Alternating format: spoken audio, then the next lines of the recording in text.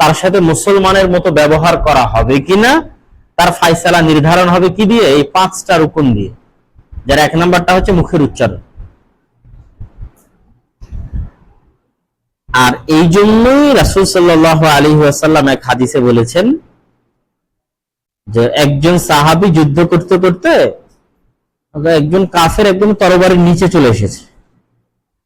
তো যখন তরবারি আর গলার কাছে চলে এসেছে তখন ও বলেছে আশহাদু আল্লা ইলাহা ইল্লাল্লাহ ওয়া আশহাদু আন্না মুহাম্মাদার রাসূলুল্লাহ। তো সাহাবী মনে করেছে এই তো আসলে তরবারির ভয়ে কালেমা পড়লো, তো আরো আগেই পড়তো, এতক্ষণ থেকে যুদ্ধ করছি পড়েনি, আর এখন যখন দেখছে একদম মানে কল্লা উড়িয়ে যাবে তখন বুঝলাম কল্লা উড়িয়ে দিয়েছে। তাহলে এসে রাসূল সাল্লাল্লাহু আলাইহি ওয়াসাল্লামের কাছে ঘটনা শোনানো হচ্ছে। তো আল্লাহর নবী বলছে হাল্লা শাক্কাকতা কালবা, তুমি কি তার অন্তর চিড়ে দেখেছিলে যে ও অন্তর থেকে আশহাদু আল্লাহ বলেছে কি বলেনি? তো অন্তর চিড়ে দেখার সাধ্য কি দুনিয়াতে কারো আছে? কারো আছে? যেহেতু দুনিয়াতে কারো অন্তর চিড়ে দেখার সাধ্য নাই, সেহেতু মানুষ বিচার করবে কি দিয়ে? মুখ দিয়ে, বাহ্যিক দিয়ে। তাহলে একটা ছোট্ট পয়েন্ট যেটা ওই দিনে লেখা ছিল আজকে লিখতে হবে, ইসলাম কিসের নাম? বাহ্যিক রূপের নাম। এবং মানুষের মুসলমানিত্ব নির্ধারণ হবে এই বাহ্যিক 5টা রূপ দিয়ে, ইমানের 6টা দিয়ে না। ইমানের 6টা দিয়ে নির্ধারণ করবে আল্লাহ কিয়ামতের মাঠে। মানুষের বিচার সালিশ এই সবকিছু সে মুসলমান কিনা সব নির্ধারণ হবে ইসলামের এই 5টা রুকুন দিয়ে।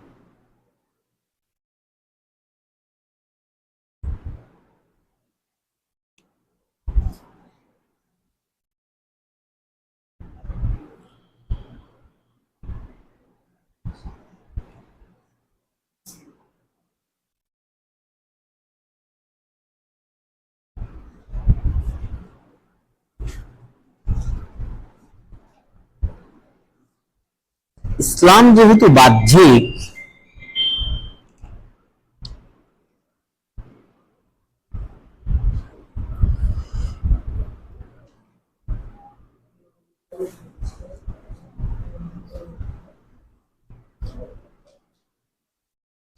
ইসলাম যেহেতু বাহ্যিক, সেহেতু কারো যদি ঈমান নাও থাকে, মুখেও ইসলাম আনয়ন নাও করে, তো ইসলামের বাহ্যিক রূপ দিয়ে ও দুনিয়াতে সফলতা অর্জন করতে পারবে। কেননা ইসলাম হচ্ছে কমপ্লিট কোড অফ লাইফ, মানে মানুষের পূর্ণাঙ্গ জীবনটা কেমন চলবে বাহ্যিকভাবে এটার দিক নির্দেশনা কোথায় আছে? ইসলামে আছে। জন্ম থেকে মৃত্যু পর্যন্ত বাহ্যিকভাবে কেমনে চলবে এটা কোথায় আছে? পরিবার কেমনে চলবে, রাষ্ট্র কেমনে চলবে, অর্থনীতি কেমনে, সব কোথায় আছে? ইসলামে আছে। তো কেউ ইসলামের স্বীকৃতি দেয় না, মানে অন্তর থেকে মানায়ন করে না, প্রকাশ্য বলছে যে আমি মুসলমান না, কিন্তু ইসলামের এই বাহ্যিক রূপগুলোকে যদি বাস্তবায়ন করে আর ব্যক্তিগত জীবন, পারিবারিক জীবন, সামাজিক জীবন, রাষ্ট্রীয় জীবন, পৃথিবীর আর যে কোনো সিস্টেমের চেয়ে শতভাগ বেশি সফল হবে। এই পয়েন্টটা নোট রাখতে হবে। যেহেতু ইসলাম মানুষের পূর্ণাঙ্গ জীবন বিধানের দিক নির্দেশনা দেয়, তো এই পূর্ণাঙ্গ জীবন বিধান এমন যে কেউ ইসলাম আনয়ন করুক অথবা না আনয়ন করুক, এগুলো তার জীবনে বাস্তবায়ন করলে তার এই দুনিয়াতে সে সফল হবে, রাষ্ট্র চালাতে সফল হবে।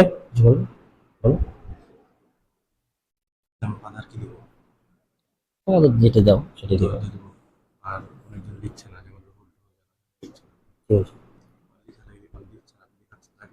ও আচ্ছা আচ্ছা আচ্ছা, খেয়াল করে বলো। হ্যাঁ,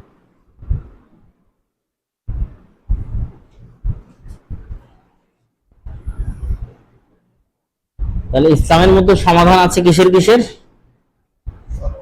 সবকিছু। রাষ্ট্র কেমনে চলবে, অর্থনীতি কেমনে চলবে, পরিবার কেমনে চলবে, সমাজ কেমনে চলবে। তা আমি একটা কাফের রাষ্ট্র, আমি মানি না, মোহাম্মদ সাল্লাল্লাহু আলাইহি ওয়াসাল্লামকে মানি না, আল্লাহ সুবহানাহু ওয়া তাআলা মানি না, স্বীকৃতি দেই না। কিন্তু ইসলাম যে রাষ্ট্র ব্যবস্থা দিয়েছে এর চেয়ে উন্নত রাষ্ট্র ব্যবস্থা গবেষণা করে তৈরি করা সম্ভব না। ওই রাষ্ট্র ব্যবস্থা বাস্তবায়ন করে দিলে এটা সাকসেসফুল রাষ্ট্র হয়ে যাবে, পৃথিবীর সবচেয়ে সর্বোন্নত এবং শ্রেষ্ঠ রাষ্ট্রে পরিণত হয়ে যাবে। আমি জানি না অর্থনীতি কেমন হবে, অত জানারও দরকার নেই। ইসলাম যে অর্থনৈতিক সিস্টেম দিয়েছে ওটা তুলে নিয়ে এসে বাস্তবায়ন করে দিলেই পৃথিবীর সবচেয়ে সুন্দর অর্থনৈতিক সিস্টেম হয়ে যাবে। অত সুন্দর অর্থনৈতিক সিস্টেম সম্ভব নয়। তাহলে এখানে কয়েকটা পয়েন্ট আমাদের লেখার আসলে, 1 নম্বর হচ্ছে ইসলাম একটি পূর্ণাঙ্গ জীবন বিধান, যেহেতু বাহ্যিক তো আর পূর্ণাঙ্গ জীবন মানে বাস্তবে আমরা সারা জীবনে যা করব তার দিক নির্দেশনা। যারা লিখছেন না তাদের কি কলম নাই না খাতা নাই কি রুহুল ভাই? তারপরে যে পিছনে, হ্যাঁ কে নিয়েছে? তারপরে যে পিছে তুমি, হ্যাঁ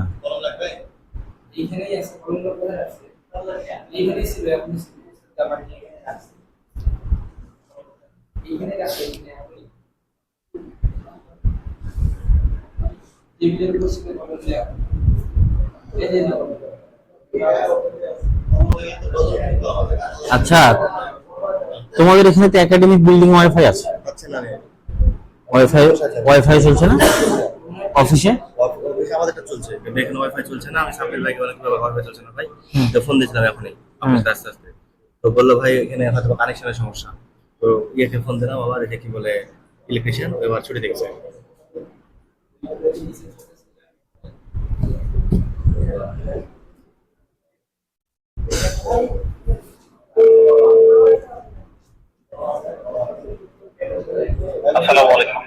ভাই ওই যে দাওয়াইল্লাহর এখানে ক্লাস নিতে আসছি, তো আমাদের ওই ক্লাসটা লাইভ দেওয়ার দরকার ছিল, কিন্তু এখানে তো ওয়াইফাইটা কাজ করতেছে না একাডেমিক বিল্ডিং এ।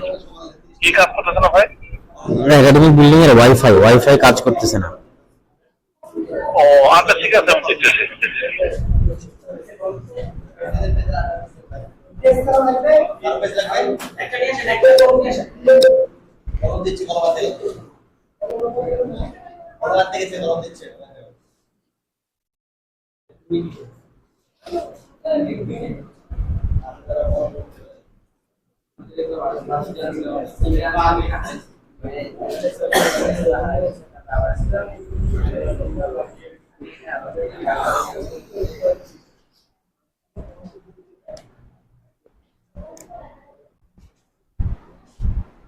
এখানে আপনার সামনে গিয়ে শহীদুল ভাইকে কোরআন চেক করবে বাংলা ভাইয়ের সামনে? না না, ছাত্রদের সঙ্গে চেক করাবো না না। না, এমনি পড়াবে কিছু না, দরকার নেই। ছাত্রদের সঙ্গে কিছু করাবো, আলাদা গল্প করবো। আলাদা করে গিয়ে কই আসে না যে শহীদুল ভাই আসে না যে।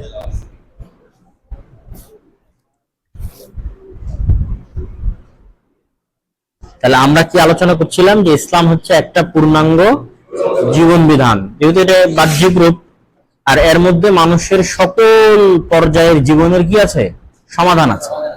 এমন সমাধান কেউ যদি এতে বিশ্বাস করে অথবা না করে কিন্তু বাস্তবায়ন করে, তাহলে আর দুনিয়াতে যা এই জিনিসগুলোর সমাধান দেওয়া আছে তার চেয়ে ভালো সমাধান এটাতে পাওয়া যাবে। দুনিয়াতে রাষ্ট্রকে কত রকমের সমাধান দিয়েছে তার হিসাব নাই। কেউ গণতন্ত্র, কেউ রাজতন্ত্র, দুনিয়াতে হাজার হাজার থিওরি আছে, অর্থনৈতিক থিওরি আছে, পুঁজিবাদ আছে, সমাজবাদ আছে, আরো বহু কিছু আছে। তো দুনিয়াতে মানুষের সকল জীবনের সমাধান দেওয়ার জন্য মানুষ নিজে নিজেই কিছু আবিষ্কার করেছে। এগুলো একটাও টেকসই নয়, দীর্ঘস্থায়ী নয়, 10 দিন চলে তারপরে বাদ, ব্যর্থ হয়ে যায়, ঠিক না, মানুষের তেমন উপকার পায় না। ঠিক আছে, একমাত্র যেটাতে মানুষ চিরন্তন এবং চিরস্থায়ী উপকার পাবে সেটা কিসের সিস্টেম? ইসলামের যে নীতি নির্ধারণী বা ইসলামের যে বাহ্যিক ব্যবস্থাপনা, এটাতে মানুষ উপকার পাবে। কেন? এটা কার পক্ষ থেকে এসেছে? আল্লাহ সুবহানাহু ওয়া তাআলার পক্ষ থেকে। দুনিয়াতে আল্লাহর সামনে পরিপূর্ণ আত্মসমর্পণের মাধ্যমে দুনিয়াতেও শান্তি এবং নিরাপত্তা, পরকালেও শান্তি এবং নিরাপত্তা। আচ্ছা, ইসলামের কিছু একদম মৌলিক নীতিমালা যা কোনোদিন কোথাও লঙ্ঘন হবে না, কোনোদিন কোথাও লঙ্ঘন হবে না। ইসলামের কি নীতিমালা? এমন কিছু মৌলিক নীতিমালা, নোট করতে হবে যে ইসলামের এমন কিছু মৌলিক নীতিমালা যা কোনোদিন কোথাও লঙ্ঘন হবে না।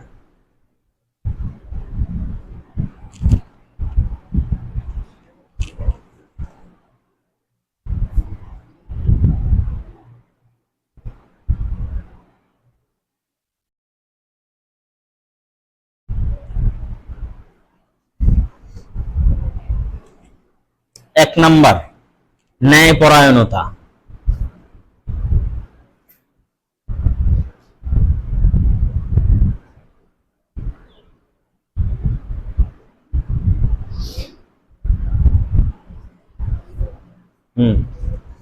দুই নাম্বার, সততা।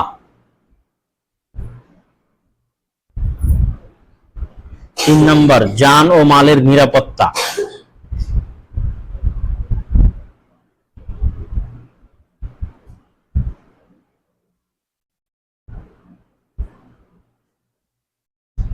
কয় নাম্বার বললাম? 4 নাম্বার, সকল ভুল ক্ষমাযোগ্য।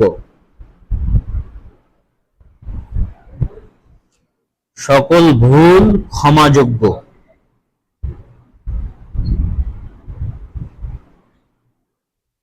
4 নাম্বার ও 5 নাম্বার, মানুষের হক সর্বাগ্রে।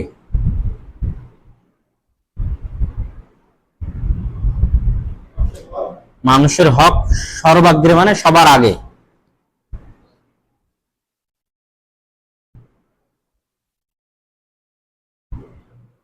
তারপরে 6 নাম্বার, সাম্যতা।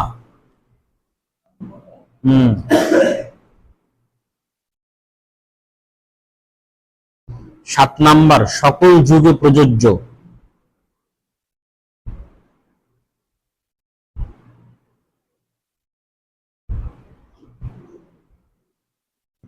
'সকল যুগে প্রযোজ্য। আরো পয়েন্ট এর সাথে যুক্ত করা যাবে, তো আমরা এই মৌলিক কয়েকটা একটু ব্যাখ্যা করে নিই। 1 নাম্বার কি বলেছি? ন্যায়পরায়ণতা।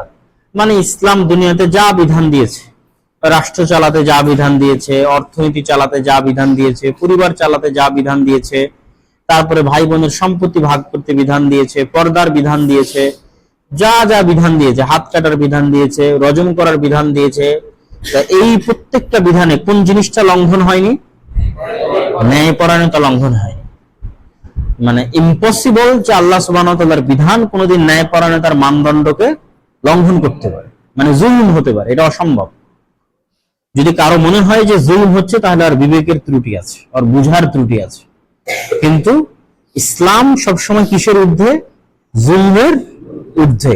কোনদিন এটা ইসলাম লঙ্ঘন করবে না, কোনো বিধানে না, যত কঠিন বিধানই হোক। যে মানুষের হাত পা বেঁধে বুক পর্যন্ত পুঁতে দিয়ে পাথর মেরে ঘন্টা যাবত তাকে হত্যা করা হচ্ছে, তো এখানে ইসলাম ন্যায়পরায়ণতা লঙ্ঘন করেনি। এটা হলো ইসলামের সবচেয়ে বড় বৈশিষ্ট্য, কেননা এই বৈশিষ্ট্যটা আল্লাহর সবচেয়ে বড় বৈশিষ্ট্য। এই জন্য আল্লাহর প্রতিটা বিধানে কিসের মানদণ্ড মাপকাঠি আছে? কি আবার অসুস্থ না বিষয় দিলে হয়? আপনি তো সবার আগে থাকেন।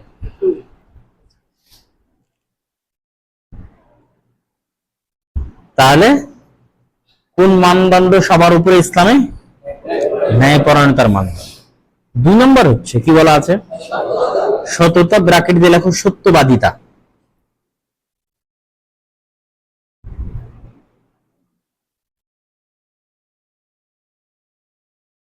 মানে ইসলাম কখনো মিথ্যার সাথে কোনো সম্পর্ক রাখে না। মানে ইসলাম যা তথ্য দিয়েছে তার সবকিছু কিসের উপর নির্ভর করে? সত্যের উপর নির্ভর করে।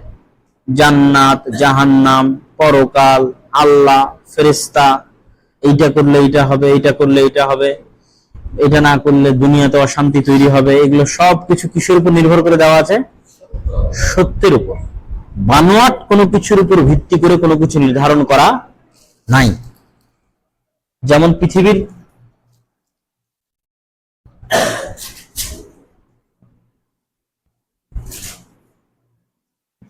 পৃথিবীর প্রতিটা দেশেই এমন কিছু ঘটনাকে পুঁজি করে এমন কিছু আইন কানুন তৈরি করা আছে যে ঘটনাগুলোই কি মিথ্যার আশ্রয় নিয়ে তৈরি করা আছে, মিথ্যার উপর ভিত্তি করে তৈরি করা আছে। কিন্তু ইসলামে যা আইন কানুন নিয়ম নীতি প্রণয়ন করা হয়েছে তা সব কিসের উপর ভিত্তি করে করা হয়েছে? সত্যের উপর ভিত্তি করে তৈরি করা হয়েছে।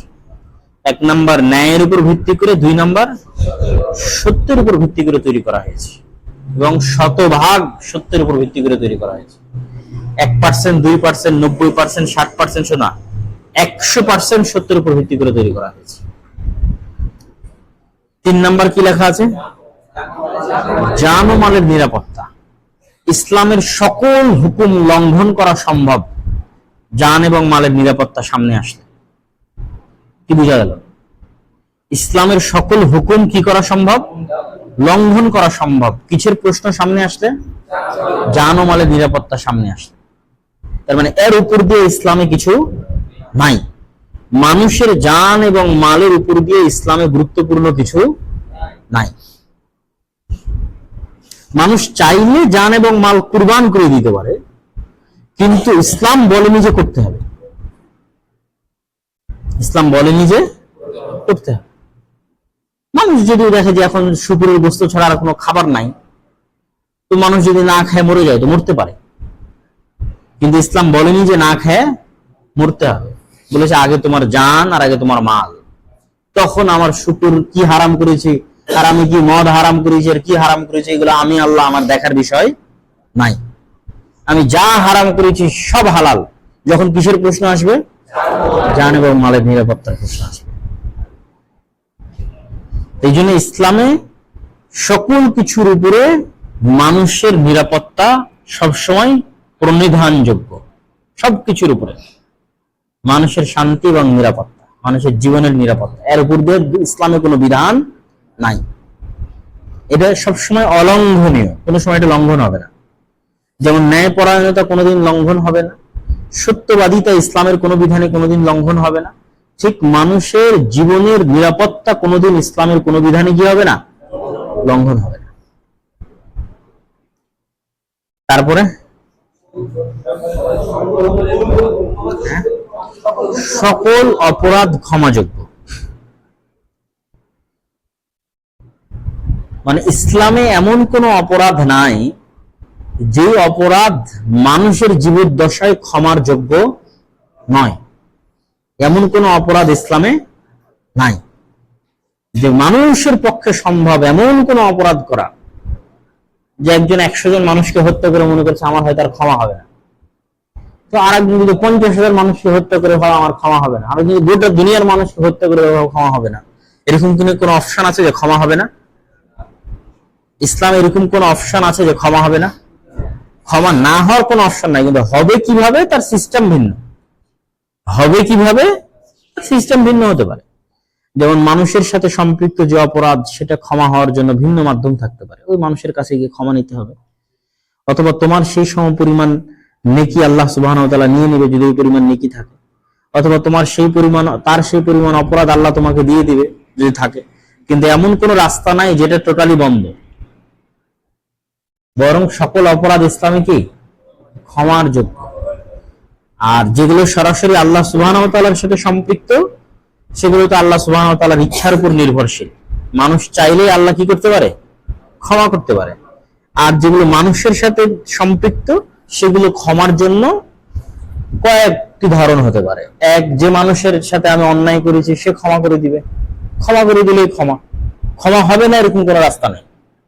যদি সে ক্ষমা না করে দেয় তাহলে এভাবে বিচার হয়ে ক্ষমা হবে যে আমার নেকি থেকে তাকে দিয়ে দেওয়া হবে, অথবা তার গুনাহ থেকে আমাকে দিয়ে দেওয়া হবে, এটা মিটমাট করে দেওয়া হবে।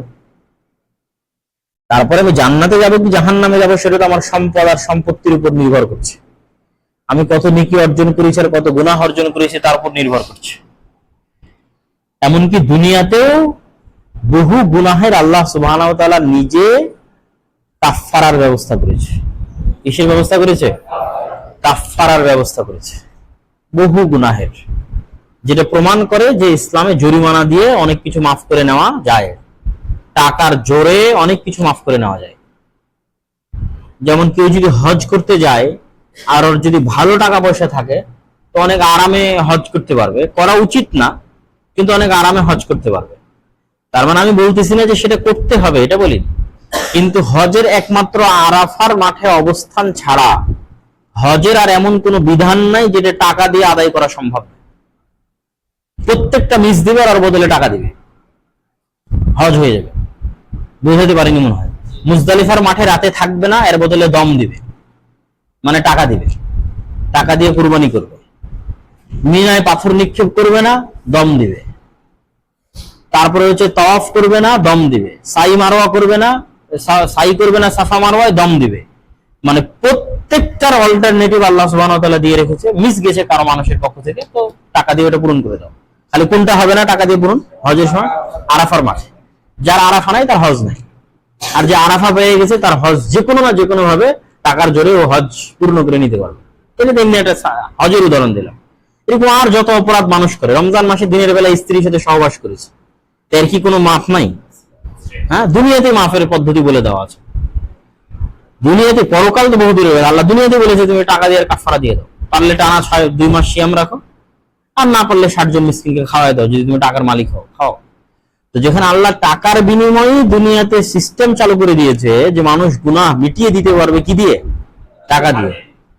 তো ওইরকম প্রচুর টাকা আল্লাহর রাস্তায় দান করে গেলে কিয়ামতের মাঠে ওটাও মিটে যেতে পারে, কেন অল্টারনেটিভ তখন নেকি দিয়েই হবে।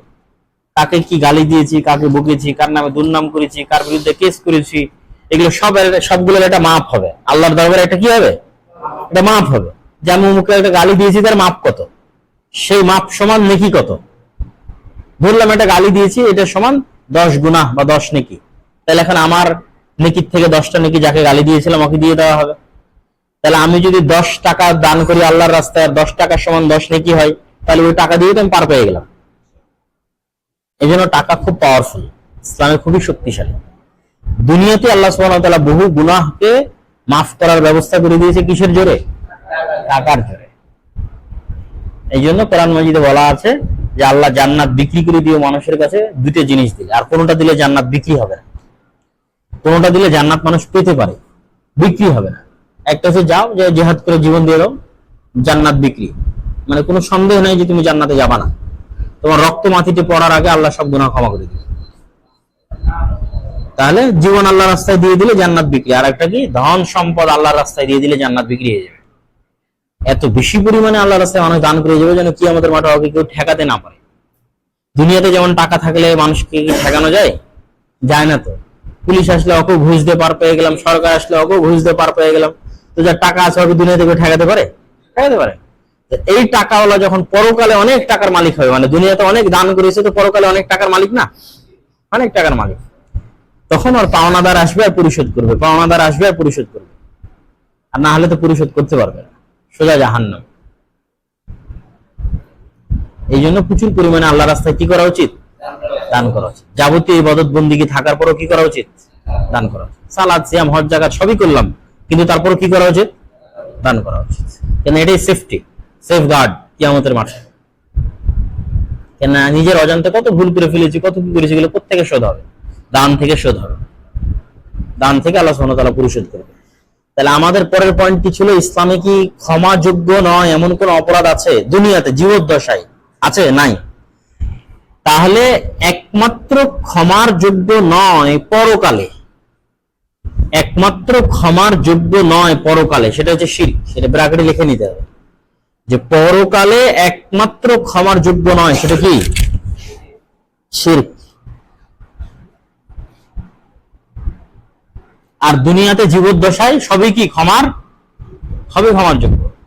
যত বড় অপরাধ হোক সব ক্ষমার যোগ্য। ইসলামে ক্ষমার অযোগ্য কোনো অপরাধ নাই। একমাত্র পরকালে একটি অপরাধ যা ক্ষমার অযোগ্য, সেটা কি?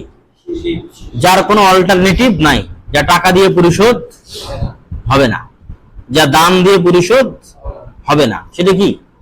সেটা শিরক। কেউ যদি বেদাত আল্লাহ সুবহানাহু ওয়া তাআলা ক্ষমা করে দিতে পারে। বেদাতকে ক্ষমার অযোগ্য বলা হয়নি কোরআনে কোথাও, একমাত্র শিরককে ক্ষমার অযোগ্য বলা হয়েছে। ইন্নাল্লাহা, কি কোরআনের আয়াতটা? ইয়াগফিরু, ইন্নাল্লাহা লা ইয়াগফিরু আন ইউশরিকা বিহি ওয়া ইয়াগফিরু মা দুনা যালিকা লিমান ইয়াশা। আল্লাহ সুবহানাহু ওয়া তাআলা সকল পাপ ক্ষমা করে দিতে পারেন, কিন্তু কোন পাপটা ক্ষমা করবেন না কিয়ামতের মাঠে? শিরক। কিয়ামতের মাঠে আল্লাহ চাইলে কিন্তু মানুষের হক সংশ্লিষ্ট পাপও ক্ষমা করে দিতে পারে। মানুষের হক সংশ্লিষ্ট পাপও আল্লাহ ক্ষমা করে দিতে পারে কিয়ামতের মাঠে। মানুষের হক সংশ্লিষ্ট পাপ আল্লাহ কিয়ামতের মাঠে ক্ষমা করতে পারে না? পারে। যেটা একটা বললাম যে আমার নেকি এবং তার গুনাহ দিয়ে ক্ষমা করে দিবে, এটাও পারে। আর যদি আল্লাহ মনে করবে যে না আমাকেও জান্নাতে দিবে এবং আমার তার সাথে যে আমি গুনাহ করেছি সেটাও ক্ষমা করে দিবে, সেটাও আল্লাহ সুবহানাহু ওয়া তাআলা তাকে এমন কিছু বিশেষ কিছু নিজের জায়গা থেকে প্রদান করে তাকে বলতে পারে তুমি ক্ষমা করে দাও, বলতে পারে। ক্ষমা করে দিলেই হলো। যে আমি তোমাকে, যেমন আমাদের মধ্যে যখন গন্ডগোল মারামারি হয় আমরা কিভাবে মিটমাট করি, আচ্ছা আমি তোমাকে এটা দিলাম, একে মাফ করে দাও, আমিই দিলাম, দিয়ে বললাম তুমি একে মাফ করে দাও, ঠিক আছে আপনি যখন বলেছেন মাফ করে দিলাম, আমার কাছে তো কিছুই নাই দেওয়ার মতো। কিন্তু কোনটা ক্ষমা হবে না? শিরক ক্ষমা হবে না। এই জন্য দুনিয়াতে মানুষকে সর্বনিম্ন কি অবস্থায় মৃত্যুবরণ করা উচিত? শিরক মুক্ত অবস্থায় মৃত্যুবরণ করা উচিত, ন্যূনতম। জান্নাতে যেতে চাইলে ন্যূনতম কি মুক্ত অবস্থা মৃত্যুবরণ করা যায়? শিরক।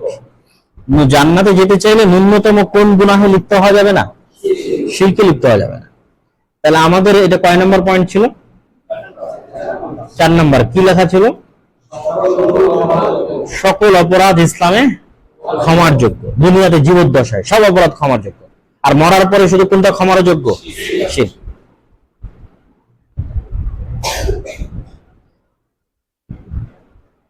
তারপরের পয়েন্ট কি লেখা আছে? হ্যাঁ, মানুষের হক সবার উপরে। ইসলামের যত বিধিবিধান আছে, এটা অবশ্য একবার একটু আগে আলোচনা হয়ে গেছে, একটু তাও হয়তো ঘুরিয়ে কথাটা ওভাবে আসেছে যে ইসলামের যত বিধিবিধান আছে সব বিধিবিধান বাস্তবায়নের ক্ষেত্রে মানুষের হকের পাশে ব্র্যাকেটে লেখেন মানুষের কল্যাণ, দেশ, জাতি ও সমাজের কল্যাণ। এভাবে লেখেন মানুষ, দেশ, জাতি ও সমাজের কল্যাণ।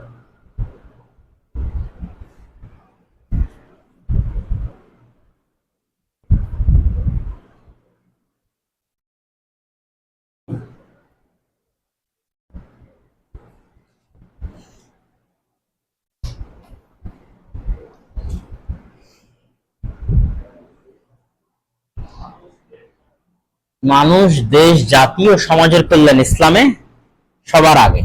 ইসলামে কিসের আগে? সবার আগে। মানে ইসলামের সকল হুকুম ছাড় হতে পারে, সকল হুকুমে ছাড় হতে পারে যদি সেখানে মানুষের কল্যাণ দেখা যায়, সমাজের কল্যাণ দেখা যায়, দেশের কল্যাণ দেখা যায়, রাষ্ট্রের কল্যাণ দেখা যায়, মুসলিম জাতির কল্যাণ দেখা যায়। সকল হুকুমে কি হতে পারে? ছাড় হতে পারে। সকল দিক নির্দেশনা এবং বিধিনিষেধে ছাড় হতে পারে কি থাকে? যদি দেখা যায় যে আমি যেটা করতে যাচ্ছি সেটাতে কি আছে, মানে দেশ, জাতি এবং মানুষের জন্য কল্যাণের মাত্রাটা বেশি।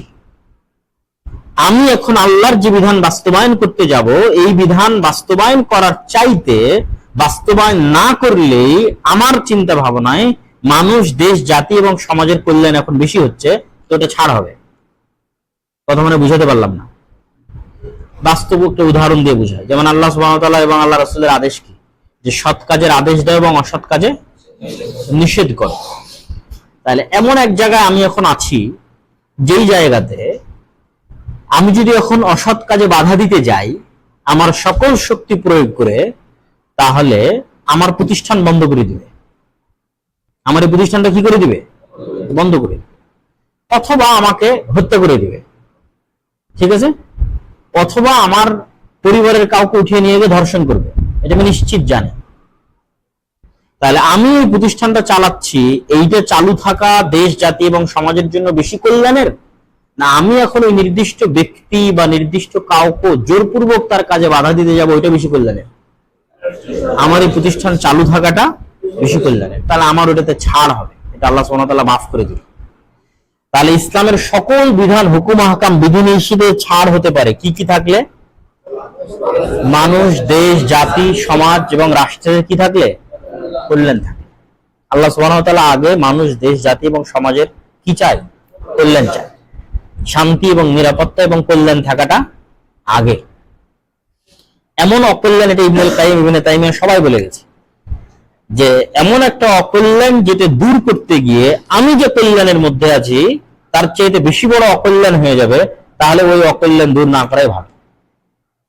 বা এমন একটা কল্যাণ যেটা বাস্তবায়ন করতে গেলে এমন একটা অকল্যাণ হতে পারে যে অকল্যাণ আমরা এখন যে অকল্যাণের মধ্যে আছি তার চেয়ে বেশি বড় ভয়াবহ এবং বেশি বড় ভয়ঙ্কর, তাহলে কল্যাণ বাস্তবায়ন না করাই ভালো। তাহলে ইসলামের সকল বিধিবিধান, হুকুম, আহকামে ছাড় হতে পারে কিসের জন্য? মানুষ, দেশ, জাতি এবং সমাজের কল্যাণ সবার উপরে। তারপরের পয়েন্ট কি লেখা আছে? সাম্যতা। আমরা এই পয়েন্টগুলো নির্ধারণ করেছি কি বলে? যে ইসলামের এমন মূলনীতি যা কোনোদিন লঙ্ঘন হবে না, অলঙ্ঘনীয় মূলনীতি। তাহলে ইসলামের অলঙ্ঘনীয় একটা মূলনীতি হচ্ছে সাম্যতা। সাম্যতা মানে মানুষে মানুষে কোনো ভেদাভেদ নাই। আল্লাহ সুবহানাহু ওয়া তাআলার দৃষ্টিতে দুনিয়ার কোনো মানুষের চাইতে টাকা, পয়সা, ধন, দৌলত, পদ, পদবি, গায়ের চেহারা, রং কোনো কিছুর কারণে শ্রেষ্ঠ নয়। এবং ইসলামী রাষ্ট্রের কাছে, ইসলামী খেলাফতের কাছে তার অধীনস্থ কোনো মানুষ আর কোনো মানুষের চাইতে তার পদ পদবি, টাকা পয়সা, ক্ষমতা ইত্যাদির কারণে শ্রেষ্ঠ নয়, তার বংশ, তার রং কোনো কিছু শ্রেষ্ঠ নয়, সবাই কি সমান। একমাত্র শ্রেষ্ঠকে ইন্না আকরামাকুম ইনদাল্লাহি আতকাকুম, মানুষের শ্রেষ্ঠত্বের মাপকাঠি একমাত্র আর যোগ্যতা, আর যোগ্য আর কি যোগ্যতা। কেন বললাম যোগ্যতা? এই আতকাকুম থেকেই যোগ্যতাটা বের হয়ে আসে। আল্লাহর কাছে যোগ্যতা তাকওয়া, আল্লাহর কাছে একমাত্র যোগ্যতা কি তাকওয়া। আল্লাহর কাছে এটা যোগ্যতা নাকি যে আমি অনেক শক্তিশালী, আমি অনেক সার্টিফিকেটের অধিকারী, এটা কি আল্লাহর কাছে যোগ্যতা?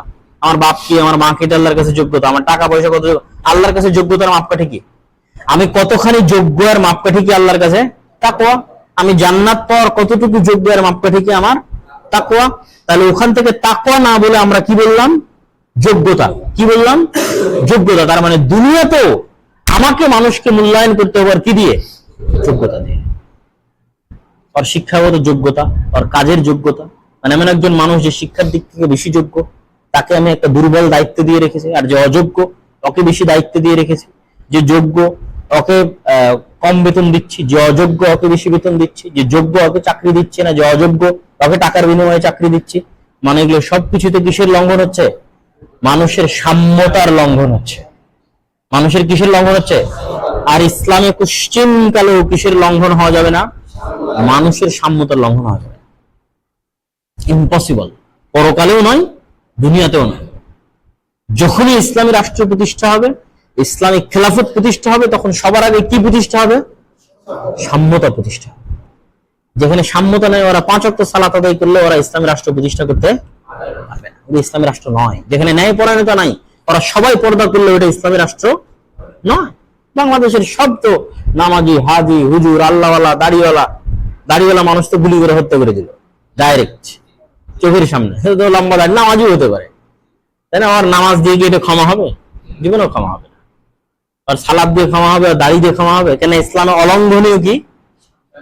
সাম্যতা অলঙ্ঘনীয়, ন্যায়পরায়ণতা অলঙ্ঘনীয়, মানুষের জীবনের নিরাপত্তা অলঙ্ঘনীয়। এর উপরে কিছু নাই, কোন অজুহাত এখানে চলবে না। আমাকে অর্ডার দিয়েছিল, আমাকে বলেছিল, এগুলো চলবে না। মানে এগুলো, এই জিনিসগুলো ইসলামে কি? অলঙ্ঘনীয়। কোন সময় এই বিধানগুলো লঙ্ঘন হবে না। তাহলে মানুষের সাম্যতা ইসলামে কি? অলঙ্ঘনীয়, চিরন্তন এবং চিরস্থায়ী ভাবে অলঙ্ঘনীয়। দম, চামার, মেথর, মুচি, রিক্সাওয়ালা, আলেম ওলামা, বিসিএস ক্যাডার, সরকার, প্রধানমন্ত্রী, রাষ্ট্রপতি, বিচারপতি, সবাই ইসলামী রাষ্ট্রের কাছে সমান এবং আল্লাহর কাছে সমান। তারপরের পয়েন্ট,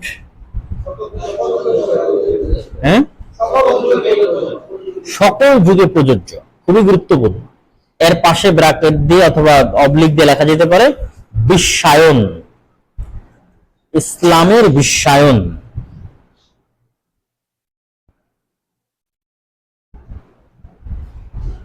পাশাপাশি আরো লেখা হোক সকল জাতি, সকল ভাষা ও সকল দেশের জন্য প্রযোজ্য। যেমন বলেছি সকল যুগ, তেমনি সকল জাতি, সকল ভাষা, সকল দেশের জন্য প্রযোজ্য।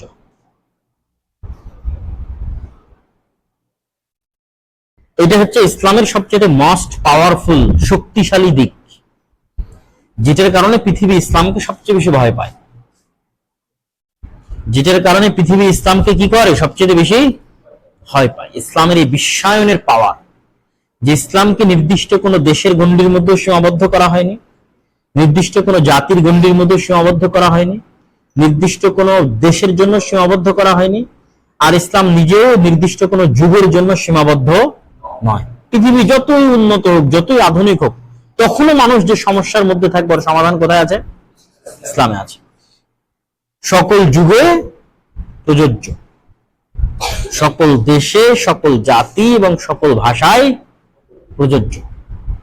আর বাকি অন্য যে দিনগুলো আছে তারা এতটা গ্লোবালাইজড নয়, মানে এতটা বিশ্বায়নের চিন্তা ভাবনা নাই। যেমন 1 নম্বর, সাম্যতার চিন্তা ভাবনায় ত্রুটি আছে। তাহলে কেমনে বিশ্বায়ন হবে?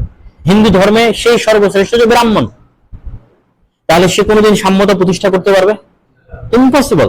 ও যদি সব মানুষের মধ্যে সাম্যতা প্রতিষ্ঠা না করতে পারে, তাহলে সারা পৃথিবীকে ও দাওয়াত দিবে কিভাবে? সারা পৃথিবীকে দাওয়াত দিতে পারবে? পারবে।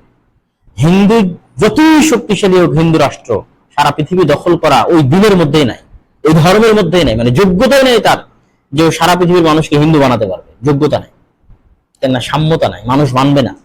একদিন দুই দিন জোরে চলতে পারে, তারপর ধ্বংসে টিকবে না। ইহুদিদের মধ্যে কি নাই? সাম্যতা নাই। ইহুদিদের মধ্যে তারাই সর্বশ্রেষ্ঠ, তারা মনে করে যে তারা হচ্ছে ইব্রাহিম বা ইসহাক আলাইহিসসালাম বা ইয়াকুব আলাইহিসসালামের বংশধর, ব্লাডলি কানেক্টেড। আর যারা এই ব্লাড থেকে আসেনি তারা সব পশু, তাদের হত্যা করা যাবে, তাদের বউদের ধর্ষণ করা যাবে, সবই জায়েজ। তাহলে এই দিন পৃথিবীতে সবাইকে তার অধীনে নিয়ে আসতে পারবে? পারবে না। যতই তার কাছে পারমাণবিক বম থাক, ভীতি, ত্রাস, সন্ত্রাস কতদিন চলে? মানুষের অন্তরে ঢুকতে পারবে না। এই ত্রাস, এই সন্ত্রাস একদিন ভেঙে যাবে, ধ্বংস হয়ে যাবে, ক্ষণস্থায়ী। মানুষকে অন্তর থেকে তাকে চেঞ্জ করতে পারবে না। এই জায়গাগুলোতে ইসলাম হচ্ছে সবচেয়ে বেশি গ্লোবালাইজড, যেহেতু ইসলামে মানুষের মধ্যে কিসের বিধান দেওয়া আছে? সাম্যতার বিধান দেওয়া আছে। আর ইসলামে এমন জীবন বিধান দেওয়া আছে যা সকল যুগ, সকল দেশ, সকল জাতিকে উঠিয়ে নিয়ে গিয়ে প্রয়োগ করলে ওই দেশের শান্তি বাস্তবায়ন হয়ে যাবে। বাংলাদেশের জন্য আলাদা কোনো সংবিধান তৈরি করা লাগবে না, সৌদি আরবের জন্য আলাদা কোনো সংবিধান তৈরি করা লাগবে না, স্পেন, ব্রিটিশ, ইউরোপ, আমেরিকার জন্য আলাদা কোনো সংবিধান লাগবে না। সব জায়গায় সমানভাবে প্রযোজ্য। মানে এই একটাই সংবিধান সব জায়গায় কিভাবে প্রযোজ্য? সমানভাবে প্রযোজ্য, এবং সব জায়গাতে এটা সবচেয়ে সাকসেসফুল হবে। যেমন আমেরিকার পদ্ধতি বাংলাদেশে সাকসেসফুল হচ্ছে না, গণতন্ত্রের কারণে মানুষ কত কষ্টের মধ্যে আছে। এটা আমেরিকায় উদ্ভাবিত, বাংলাদেশে বাস্তবায়ন সম্ভব নয়। কেন বাংলাদেশে বাস্তবায়ন সম্ভব নয়? বাংলাদেশের মানুষের রক্তের মধ্যে গণতন্ত্র নাই। আর ইউরোপ এবং আমেরিকার ওদের রক্তের মধ্যে গণতন্ত্র আছে। ওরা গণতন্ত্র জিনিসটাকে বহুদিন থেকে চর্চা করে আসতেছে, ওদের প্রতিষ্ঠান শক্তিশালী। আর আমাদের এখানে রক্তের মধ্যে গণতন্ত্র নাই, এই জন্য যেই ক্ষমতায় আসে সে প্রতিষ্ঠানকে হত্যা করে। আর যেখানে প্রতিষ্ঠান শক্তিশালী নয়, ওখানে কোনোদিন গণতন্ত্র চলবে না। প্রতিষ্ঠান মানে আর্মি একটা প্রতিষ্ঠান, বাংলাদেশ ব্যাংক একটা প্রতিষ্ঠান, বিচার বিভাগ একটা প্রতিষ্ঠান, শিক্ষা মন্ত্রণালয় একটা প্রতিষ্ঠান। এই প্রতিষ্ঠানগুলো আমেরিকা এবং ইউরোপে স্বাধীন এবং শক্তিশালী। ইংল্যান্ডের পুলিশ চাইলে এখনই প্রধানমন্ত্রীকে গ্রেফতার করতে পারবে, এই ক্ষমতা ইংল্যান্ডের পুলিশ প্রধানের আছে। করো, জরিমানা করছে। লাস্ট যে প্রধানমন্ত্রী ছিল তাকেও জরিমানা করেছে। এই করোনার সময় আইন লঙ্ঘন করার কারণে ইউকে পুলিশ কি করেছে? প্রধানমন্ত্রীকে জরিমানা করেছে। ওদের ওখানে প্রতিষ্ঠান শক্তিশালী, এই জন্য গণতন্ত্র চলে, কাজ করে, ফাংশন করে গণতন্ত্র। আর আমার এখানে যেই ক্ষমতায় আসুক না কেন, আমাদের রক্ত মাংসের মধ্যে আছে প্রতিষ্ঠানকে হত্যা করা। এই জন্য বাংলাদেশে কোনো আর্মি নাই, বাংলাদেশে কোনো অর্থনীতি নেই, বাংলাদেশে কোনো বাংলাদেশ ব্যাংক নাই, কোনো বিচার বিভাগ নাই। তাহলে সবগুলোই কি? সবগুলোই একটাই। এখন যিনি ক্ষমতায় আছে তিনি সবগুলো, এরপরে যে ক্ষমতায় আসবে তিনি সবগুলো। এই জন্য এখানে গণতন্ত্র এক্সিস্ট করবে না, গণতন্ত্র চলবে না। তাও মানুষ জোর করে গণতন্ত্রের জন্য আন্দোলন করছে, রক্তপাত হচ্ছে। তাহলে ঠিক বাংলাদেশের কোনো জিনিস বা সৌদি আরবের কোনো জিনিস উঠিয়ে নিয়ে গিয়ে আমেরিকায় দিলে বাস্তবায়ন করা সম্ভব না। সৌদি আরবে যে একনায়কতন্ত্র এবং রাজতন্ত্র চলতেছে, রাজতন্ত্র আমেরিকায় চলবে? একদিন, এক সেকেন্ড চালাতে পারবে না, উল্টে যাবে। একমাত্র ইসলামী এমন সংবিধান, যে খেলাফত ব্যবস্থা, এটা আমেরিকার মানুষও মেনে নিতে পারবে, সৌদি আরবের মানুষও মেনে নিতে পারবে, বাংলাদেশের মানুষও মেনে নিতে পারবে, এবং ফাংশন করবে, কাজ করতে পারবে, সমাজ এবং রাষ্ট্র পরিচালনা করতে পারবে। আমেরিকায় কেউ পরিচালনা করতে পারবে, এবং আমেরিকার মানুষের কাছে মনে হবে না যে না আমরা নতুন কিছু এখানে আসছে, খুব বেশি খারাপ কিছু হচ্ছে, আমাদের যে গণতন্ত্র ছিল তার চেয়ে অনেক ডাউন হচ্ছে, দেখবে যে তার চেয়ে ভালো হচ্ছে। তাদের গণতন্ত্র অবশ্যই অনেক উন্নত গণতন্ত্র, কিন্তু ওর চেয়ে ভালো হচ্ছে ইসলামী খেলাফত ব্যবস্থা, ওর চেয়ে বেশি রাষ্ট্রের উপকার হচ্ছে, কল্যাণ হচ্ছে। তাহলে ইসলামের একটা সবচেয়ে অলঙ্ঘনীয় বড় বৈশিষ্ট্য কি লেখা আছে? সকল যুগ, সকল দেশ, সকল সময়, সকল জাতির জন্য প্রযোজ্য। আপাতত এই কয়টাই মাথায় আসলো, তারপরে কোনো সময় যদি আরো বেশি আসে বা এই বিষয়ে আমাদের একটা বই সামনে আসতে পারে, তখন ওখান থেকে আমরা আরো বিস্তারিত আলোচনা করলে সেখান থেকে আমরা পেয়ে যাব ইনশাআল্লাহ। তাহলে আমাদের সারমর্মগুলো আমরা আবারও বলি, ইসলামে এমন কিছু মূলনীতি যা ইসলামে কি অলঙ্ঘনীয়, কোনোদিন লঙ্ঘন হবে না। এক, ন্যায়পরায়ণতা। আল্লাহ সকল বিধান নির্ধারণ করেছে ন্যায়পরায়ণতার উপর ভিত্তি করে, এটা কোনোদিন লঙ্ঘন হবে না, কোনো বিধানে লঙ্ঘন হবে না। ইসলামে এমন কোনো বিধান নাই যেখানে ন্যায়পরায়ণতা লঙ্ঘন হতে পারে। এটা মানুষের হাত কাটা হলো, মানুষকে অজম করে হত্যা করা হলো, ওটাই ন্যায়পরায়ণতা। ওখানে তখন যুক্তির আলোকে বিশ্লেষণ করলেই ধরা পড়বে যে কেন এটা ন্যায়পরায়ণতা। তার উপর তো অনেক লম্বা আলোচনা লাগবে যে আমি যে অজম করবো এটা কেন ন্যায়পরায়ণতা, একজন মানুষকে মারছি তো ন্যায়পরায়ণতা কেন নেই? তাহলে ইসলামে অলঙ্ঘনীয় বিধান ন্যায়পরায়ণতা। ইসলামে অলঙ্ঘনীয় বিধান হচ্ছে সত্যবাদিতা এবং সততা। মানে ইসলামের কোন বিধান মিথ্যার উপর ভিত্তি করে তৈরি করা হয়নি। কিসের উপর ভিত্তি করে তৈরি করা হয়েছে? সত্যের উপর ভিত্তি করে তৈরি করা হয়েছে, সত্য তথ্যের উপর ভিত্তি করে তৈরি করা হয়েছে। 3 নাম্বার কি? জান এবং জানের নিরাপত্তা, জীবনের নিরাপত্তা ইসলামের সবকিছুর উপরে। সকল বিধান ধ্বংস করা যেতে পারে, সকল হারাম হালাল হতে পারে, সকল হালাল হারাম হতে পারে যখন কিসের প্রশ্ন আসবে? জীবনের প্রশ্ন আসবে। তাহলে এর উপরে কিছু নাই। মানুষের নিরাপত্তার উপরে ইসলামে কিছু নাই, অন্তত আল্লাহর কাছে কিছু নাই। মানুষের নিরাপত্তার উপরে আল্লাহর কাছে কিছু নাই। সব হালাল হারাম, সব হারাম হালাল। যখন কি আসবে? মানুষের নিরাপত্তা। তারপরে সকল অপরাধ ক্ষমাযোগ্য। এটা তো আমরা বিস্তারিত আলোচনা করেছি। যেমন কোন গুনাহ নাই যে আমি সারা জীবন গুনাহে ভর্তি করলাম তো ক্ষমা হবে না, এরকম কোনো গুনাহ আছে? কোনো গুনাহ নেই। এই জন্য ইসলামে হতাশারও কোনো জায়গা নাই। ইসলামে হতাশার কোনো জায়গা আছে? হতাশার কোনো জায়গা। সব গুনাহ যেখানে ক্ষমাযোগ্য সেখানে আবার হতাশা, সব গুনাহ মাফ করে নেওয়ার অপশন দেওয়া আছে। তারপরে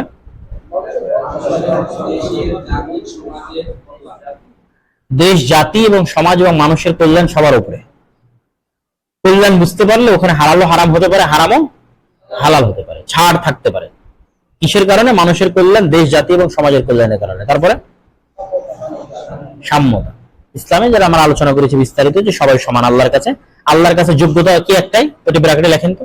আল্লাহর নিকটে একটি যোগ্যতা, সেটি হচ্ছে তাকওয়া।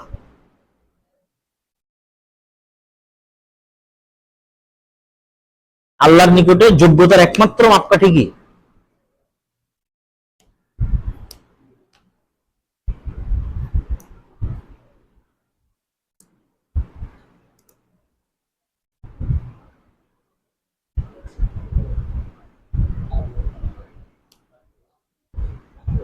তাকওয়া, পরহেজগারিতা। এটাই আল্লাহর নিকটে যোগ্যতার একমাত্র মাপকাঠি। কে কত টাকার মালিক আর কে কত শক্তিশালী, এটা আল্লাহর কাছে যোগ্যতার মাপকাঠি নয়। কে আল্লাহ সুবহানাহু ওয়া তাআলাকে কতটুকু ভয় করছে, এর ভিত্তিতে আল্লাহ ফয়সালা করবে। কারো চেহারা দেখে নয়, কারো বাপ দাদা এবং জন্মস্থান এবং জন্মকাল এবং দেশ, জাতি, গোত্র দেখে নয়। তাহলে আমাদেরও উচিত, মানে ইসলামের রাষ্ট্র যদি প্রতিষ্ঠা হয় বা আমরাও যেখানে যে দায়িত্বে আছে, উচিত কি কোন জিনিসকে মূল্যায়ন করা? যোগ্যতাকে মূল্যায়ন করা। আমি শুধু তাকওয়া বলছি না, কেন আমরা শুধু তাকওয়া দিয়ে সমাজ চালাতে পারবো। তো যেখানেই যাকে নিয়োগ দেবে সেখানে কাকে নিয়োগ দিতে হবে? যোগ্য ব্যক্তিকে নিয়োগ। কাকে কতটুকু সম্মান করবো সেটা তার যোগ্যতা দেখেই যেন সম্মান করবে, ঠিক আছে? শুধু টাকা পয়সা দেখে যেন সম্মান না করি। আমরাও যদি জীবনে দাওয়াতি কাজ করতে যাই, আর আপনারা এখানে উপস্থিত আছেন, আমাদের এই আলেম ওলামাদের দাওয়াতি কাজ ফলপ্রসূ হয় না কেন? আমরা ন্যায়পরায়ণতা প্রতিষ্ঠা করতে পারি না, আমরা মানুষের মধ্যে সাম্যতা প্রতিষ্ঠা করতে পারি না, ঠিক আছে? ন্যায়পরায়ণতা এবং সাম্যতা, এই দুই জায়গায় আমাদের ত্রুটি থাকার কারণে আমাদের দাওয়াত কাজ করে না। কি জন্য বললাম? ইমাম সাহেব ওকেই সবচেয়ে বেশি দাম দিবে যে মসজিদের মুসল্লি যে ধনী, আর যে গরিব হাদিয়াটা দিয়ে দেয় না, ওকে ইমাম সাহেব দাম দিবেন। তাহলে ইমামের কাছে সব মুসল্লির মধ্যে কি সমান আছে? সম্মত নেই। একজন টিচার যদি তার স্টুডেন্টদের মধ্যে তাকে বেশি মূল্যায়ন করে, তাকে আলাদা কোনো সুবিধা দেয়, যে তাকে একটু হাদিয়া দিয়েছে বা তাকে একটু খাওয়াইছে, তাহলে ওই টিচার ন্যায়পরায়ণ? ন্যায়পরায়ণ না, অন্যায়পরায়ণ, অসৎ, অকিদ। অন্তত ইসলাম বাস্তবায়ন হবে না। মানে ইসলামের মূল থিম বুঝতেই পারেনি। ইসলামের মূল থিমটা কি? ইসলামের অলঙ্ঘনীয় বিধান কি? ইসলামের অলঙ্ঘনীয় বিধান হচ্ছে ন্যায়পরায়ণতা এবং সাম্যতা। এইটা কোনোদিন লঙ্ঘন করা যাবে না। কিন্তু আমাদের মানুষ মনে করেছে কি ইসলাম মানে সালাত, সিয়াম, হজ, যাকাত। হ্যাঁ, এটা বাহ্যিক ইসলাম, কিন্তু এই যে পুরো ইসলামের এই যে বিধানগুলো দেওয়া হয়েছে, এগুলোকে কি সামনে রেখে দেওয়া হয়েছে? সালাত, সিয়াম, হজ, যাকাত সহ আরো যত বিধান আছে, এগুলোকে কি সামনে রেখে আল্লাহ দিয়েছে? আল্লাহ যে মদ হারাম করলো, জেনা হারাম করলো, কি সামনে রেখে এগুলো দিয়েছে? এই জিনিসগুলোকে সামনে রেখে দেওয়া আছে, মানে এগুলো অলঙ্ঘনীয়।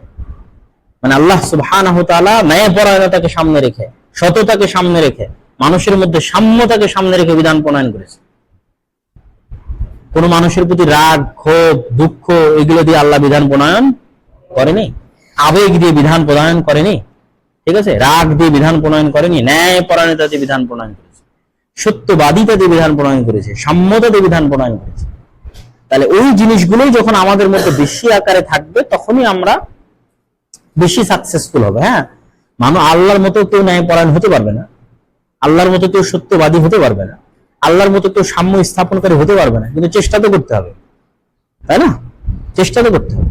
তাহলে আমাদের যারা এখন ইসলাম বাস্তবায়ন করতে চাচ্ছে তাদের সংগঠনের মধ্যে, তাদের দলের মধ্যে, আমি যদি বলি আমার মাদ্রাসার মধ্যে, ঠিক আছে, কি নাই? ন্যায়পরায়ণতা নাই। সালাত, সিয়াম, হজ, যাকাত সবই আছে, ন্যায়পরায়ণতা নাই, সাম্যতা নাই। এটা সংগঠনের মধ্যে যে কর্মী সবচেয়ে বেশি কাজ করছে ওকে কোনো সময় সংগঠনের নেতা পদ দিবে না, যে বেশি চামচামি করেছে ওকে পদ দিবে। এটাই নিয়ে সব সংগঠন, যে কোনো ইসলামী সংগঠন। তাহলে ওই ইসলামী সংগঠন কি রাষ্ট্র, তাহলে ইসলামী রাষ্ট্র বাস্তবায়ন করতে পারবে? জীবনও পারবে। যে তার সংগঠনের মধ্যে ন্যায়পরায়ণতা বাস্তবায়ন করতে পারেনি, ও অন্তত ইসলামী রাষ্ট্র চালাতে পারবে। ইসলামী রাষ্ট্র চালানোর যোগ্যতা নাই। ইসলামী রাষ্ট্র চালাতে হলে যে বিধানগুলো আমরা বললাম এগুলো সবার আগে প্র্যাকটিস করতে হবে। দিয়ে আমরা কি আলোচনা করছিলাম, এটা আসলো আল্লাহর নিকটে একমাত্র যোগ্যতা কি? পরহেজগারিতা। আর আমাদেরকেও মানুষকে মূল্যায়ন করা উচিত কি দিয়ে?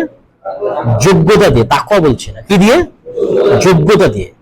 যে আমি কাকে কোন জায়গায় কি অবস্থায় রাখবো সেটা মূল্যায়ন করবো কি দিয়ে? যেমন আমাদের সরকার করছে কোটা দিয়ে, অথচ মূল্যায়ন করতে হবে কি দিয়ে? যোগ্যতা দিয়ে। যোগ্যতার মধ্যে তাকওয়া একটা যোগ্যতা, তাই না? কিন্তু শুধু তাকওয়া দিয়ে তার পৃথিবী চলবে না, তাকে তো ওই কাজেরও যোগ্য হতে হবে। কেউ যদি সেনাবাহিনী হতে গুলি চালাতেও যোগ্য হতে হবে, কেউ যদি নেতা হতে চায় নেতৃত্ব দিতে যোগ্য হতে হবে, কেউ হিসাব রক্ষক হতে চাইলে হিসাব রক্ষক যোগ্য হতে হবে। তাকওয়া তো লাগবে, ওটাও একটা যোগ্যতা, কিন্তু কাজেও তো যোগ্য হতে হবে। সব মিলে আমরা কি বলবো? যোগ্যতা। তারপরে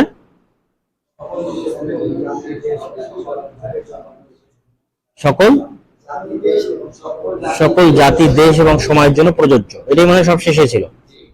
জাযাকাল্লাহ খায়ের। এবার আমরা একটু সামারি লিখি, পরের পৃষ্ঠায় চলে যাই।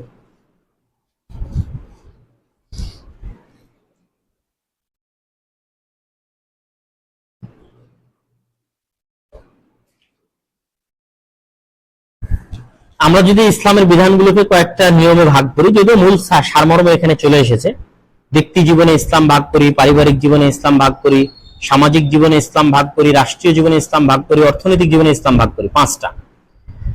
তাহলে ব্যক্তিগত জীবনে ইসলাম মানে, এই পয়েন্টটা লেখেন যে ব্যক্তিগত জীবনে ইসলাম।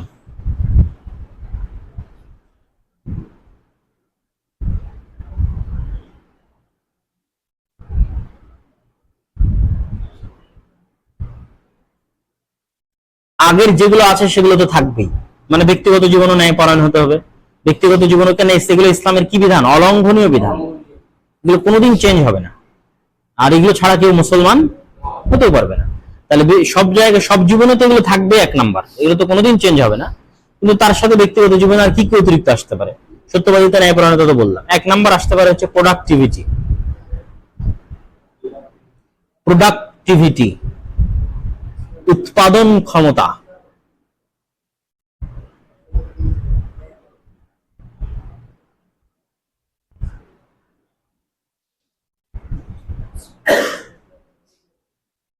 তারপরে হচ্ছে উদারতা।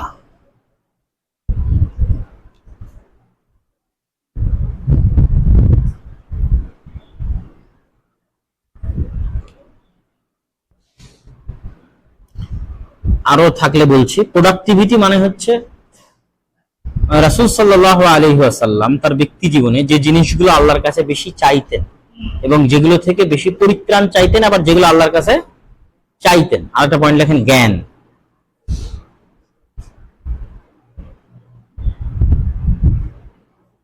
যেমন আল্লাহর নবী অলসতা থেকে বাঁচতে চাইতেন, চাইতেন না? চাইতেন না?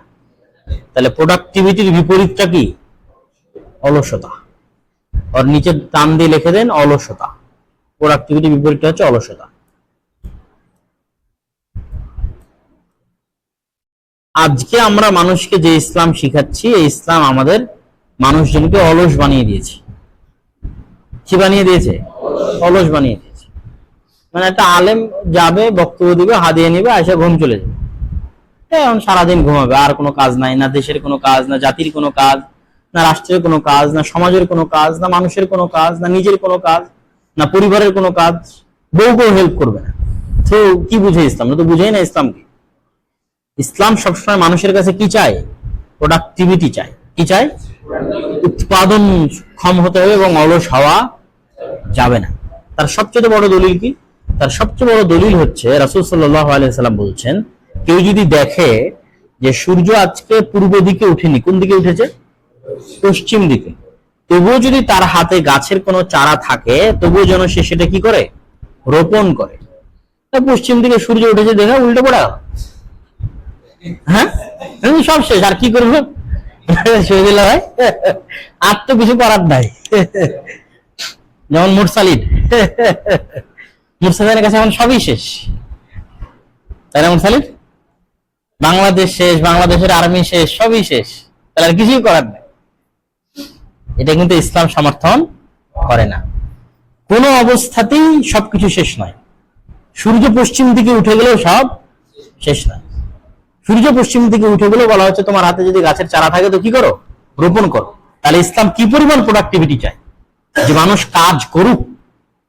কোরআনের অসংখ্য আয়াত আছে, ফাইযা কুদিয়াতিস সালাত ফান্তাশিরু ফিল আরজ, যে নামাজ শেষ হয়ে গেছে তাই এখন শুয়ে ঘুমাবা, কোনো কাজ নাই, অনেক টাকার মালিক তাই এখন বসে থাকবা না, কাজ করতে হবে। আল্লাহর জমিনে ছড়িয়ে পড়ো, অলস হয়ে না, কাজ করো। কেননা প্রোডাক্টিভ না হলে আমরা আল্লাহর জমিনে আল্লাহর বিধান প্রতিষ্ঠা করতে পারবো না, নিজের জীবনেও পারবো না, সমাজেও পারবো না, কোথাও পারবো। এই জন্য আল্লাহ নবী সবসময় কি থেকে পরিত্রাণ চাইতেন? অলসতা থেকে পরিত্রাণ চাইতেন। তারপরে উদারতা, রাসূল সাল্লাল্লাহু আলাইহি ওয়াসাল্লাম সবসময় কৃপণতা থেকে পরিত্রাণ চাইতেন। কি থেকে পরিত্রাণ চাইতেন?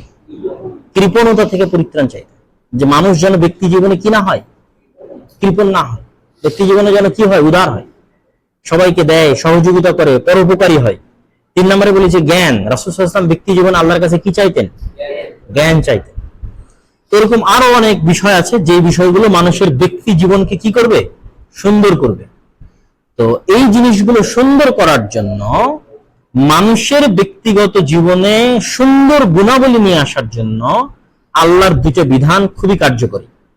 মানুষের ব্যক্তিগত জীবনকে সুন্দর করার জন্য এবং সুন্দর গুণাবলী মানুষের মধ্যে আনার জন্য আল্লাহর দুটো বিধান কি খুবই কার্যকরী। একটা হচ্ছে সালাত আর একটা হচ্ছে সিয়াম।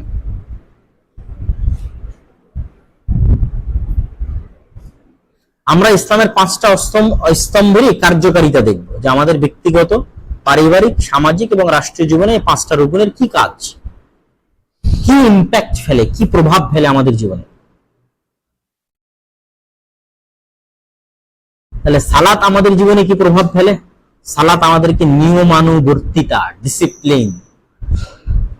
আপনি ডিসিপ্লিন ছাড়া প্রোডাক্টিভ হতে পারবেন না। সময়ের কাজ সময় না করলে কোনোদিনই প্রোডাক্টিভ হতে পারবেন না। তাহলে সময়ের কাজ সময় করার জন্য সালাত মানুষের জীবনকে পরিবর্তন করে দেয়, মানুষের জীবনকে ডিসিপ্লিনের মধ্যে নিয়ে আসে, অন্তত সময় কন্ট্রোল এবং নিয়ন্ত্রণ করার দিক থেকে। সিয়াম মানুষের মধ্যে আত্মসংযম তৈরি করে। সিয়াম মানুষের মধ্যে কি তৈরি করে? আত্মসংযম।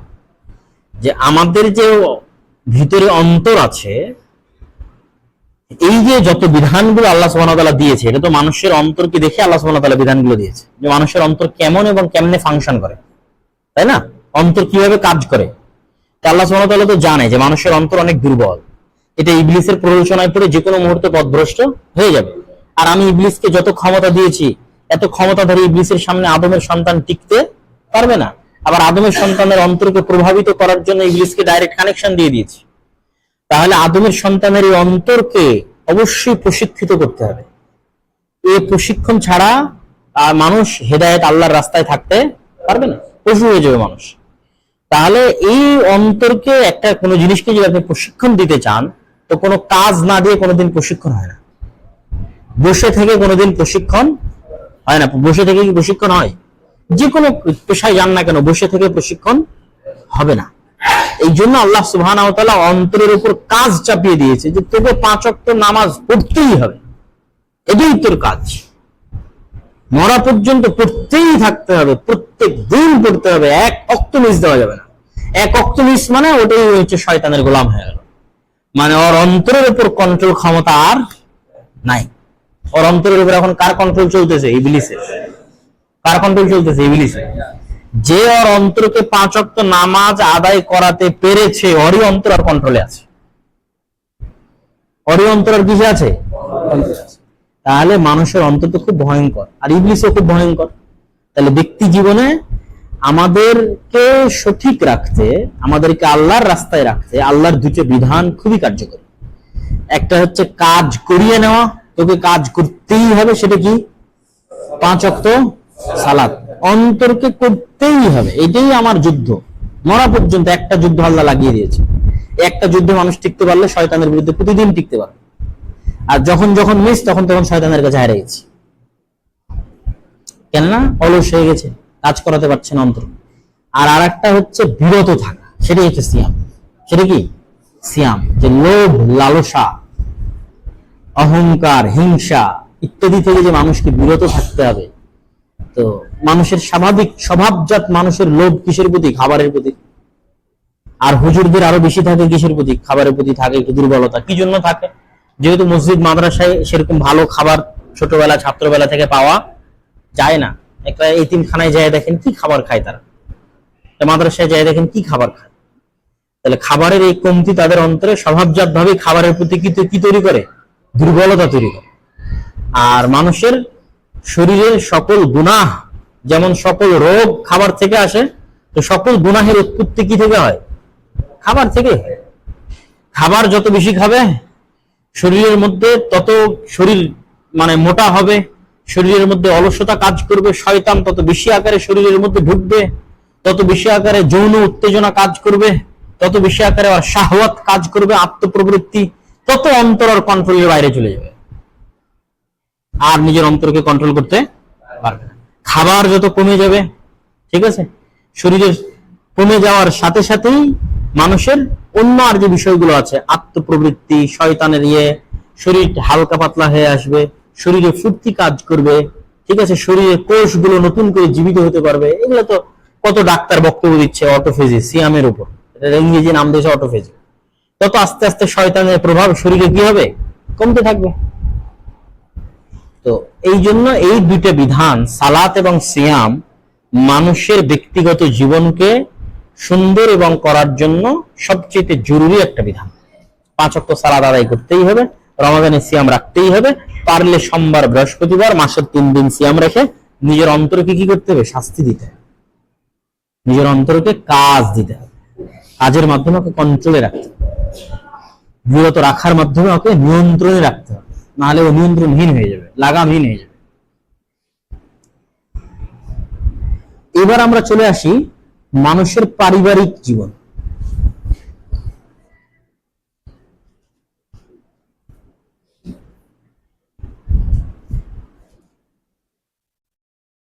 আগে যেগুলো বলেছি সেগুলো সব আবার এখানেও ঘুরে আসবে, ন্যায়পরায়ণতা, সততা, সবগুলো ঘুরে আসবে।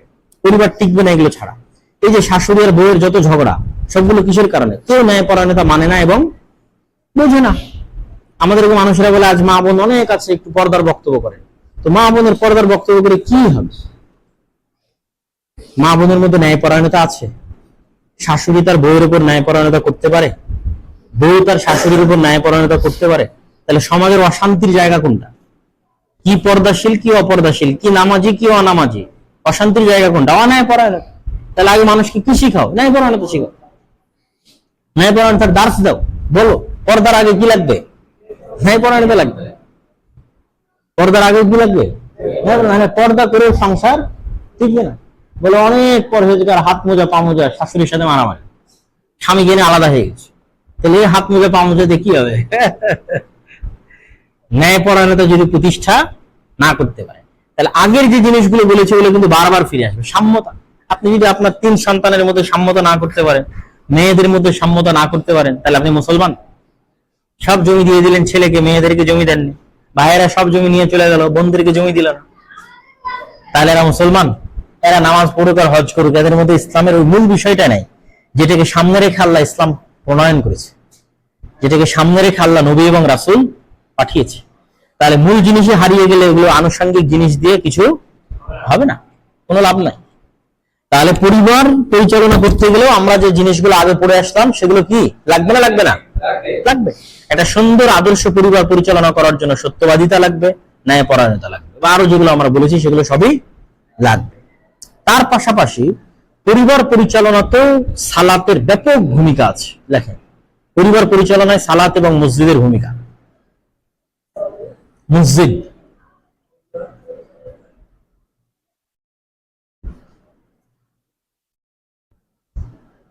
মানুষের ভিতরে ভাবনা করলো যে আপনার তো পরীক্ষা হচ্ছে, দুজনকে লাগবে, আপনার দুজন আসতে পারবেন কি বলবো থেকে কোথায়?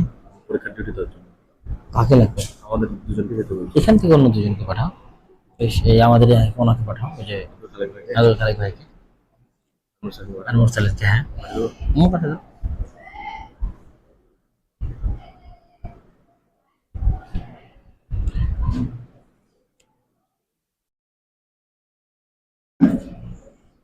বলবো ওদের কাছে বলতে চাইছিলেন, আপনি কি উৎসাহিত করেছেন?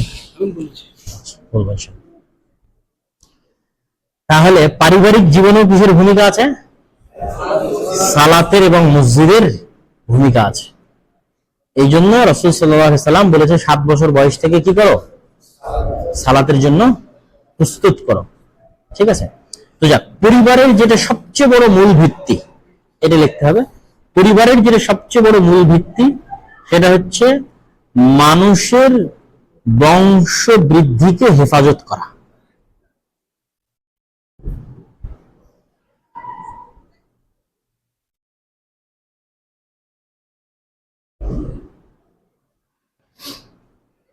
বংশ বৃদ্ধিকে হেফাজত করা। পারিবারিক যত নিয়ম কানুন আল্লাহ সুবহানাহু ওয়া তাআলা তৈরি করেছে সব এই পয়েন্টের উপর ভিত্তি করে তৈরি করা। মানুষের কি কি হিসাব করা? মানুষের বংশ বৃদ্ধিকে হেফাজত করা। যে যদি বৈধ বিবাহ না হয়, যদি বৈধ স্বামী না হয়, যদি বৈধ সন্তান না হয়, তাহলে পিতৃ পরিচয় থাকবে? পিতৃ পরিচয় থাকবে না। পিতৃ পরিচয় যদি না থাকে তাহলে স্বাভাবিক বংশ বৃদ্ধি হবে, যেটা আল্লাহ সুবহানাহু ওয়া তাআলা চান সেটা হবে? হবে না। আর যেই দিন এটা হবে না সেই দিনই আল্লাহ পৃথিবী ধ্বংস করে দেবে। মানে যেই দিন দুনিয়ার সব মানুষেরই পিতৃ পরিচয় নাই, কে যে কার সন্তান কেউ জানে, ওদের উপরে কি কায়েম হবে? কিয়ামত কায়েম। তাহলে পৃথিবী টিকে আছে, পৃথিবীর কিছু না কিছু জায়গায় এখনো কি বাকি আছে? পরিবার বাকি আছে। তাহলে পরিবার সিস্টেম কি আল্লাহ সুবহানাহু ওয়া তাআলা তৈরি করেছে এটা দুর্গ হিসেবে মানুষের বংশকে হেফাজত করার জন্য, মানুষের বংশ পরিচয়কে কি করার জন্য? হেফাজত করার জন্য। আর এটাই পশু আর মানুষের মধ্যে পার্থক্য। কিসের মধ্যে পার্থক্য? পশু আর মানুষের মধ্যে পার্থক্য। যে মানুষ পরিবার বানায়, পশুর কোনো পরিবার নাই, পশুর কোনো পরিবার হয় না, আর মানুষ পরিবার বানায়।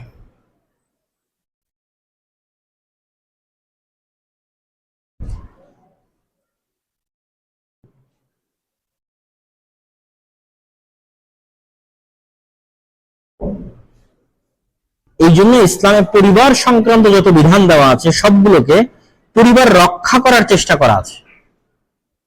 যেমন পরিবার ভাঙ্গার একটা বিধানের নাম কি? তালাক, তাই না? পরিবার ভাঙ্গার একটা বিধানের নাম কি?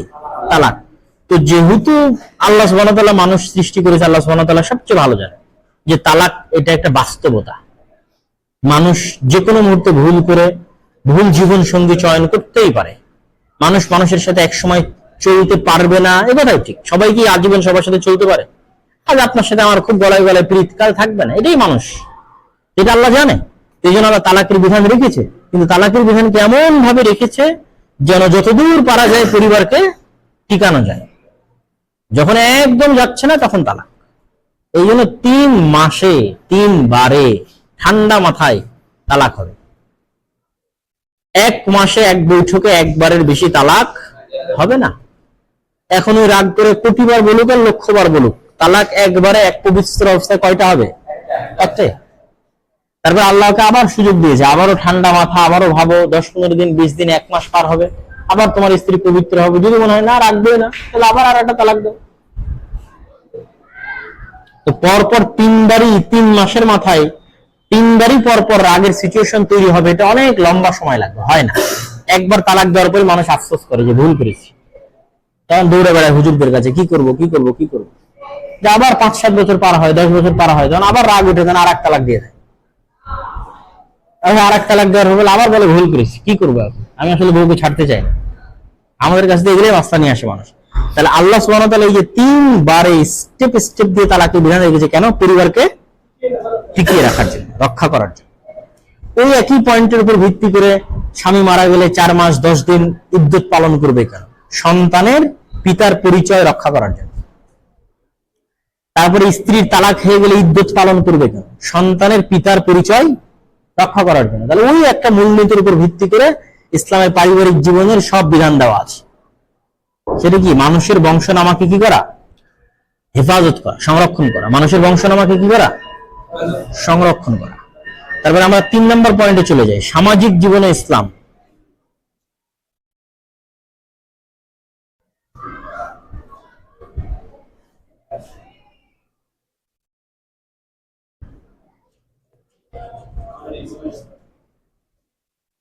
সামাজিক জীবনে ইসলামে একটা জিনিসকেই সামনে রেখে সকল বিধান প্রণয়ন করা হয়েছে, সেটা হচ্ছে মানুষের হক।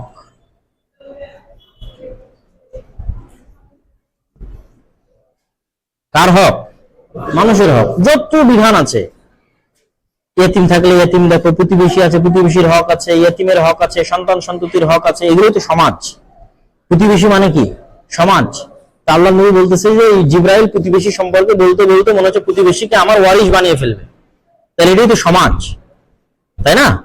তারপরে হচ্ছে যে মানুষ মারা গেছে, তাকে মাটি দিতে যাও, তাকে হচ্ছে জানাজায় যাও, এত নেকি ডট ডট ডট ডট সব টিকে সামনে রেখে, এগুলোই তো সামাজিক নিয়ম কানুন। ইসলামের সমাজ তো এগুলোর উপর ভিত্তি করে তৈরি করা হয়েছে।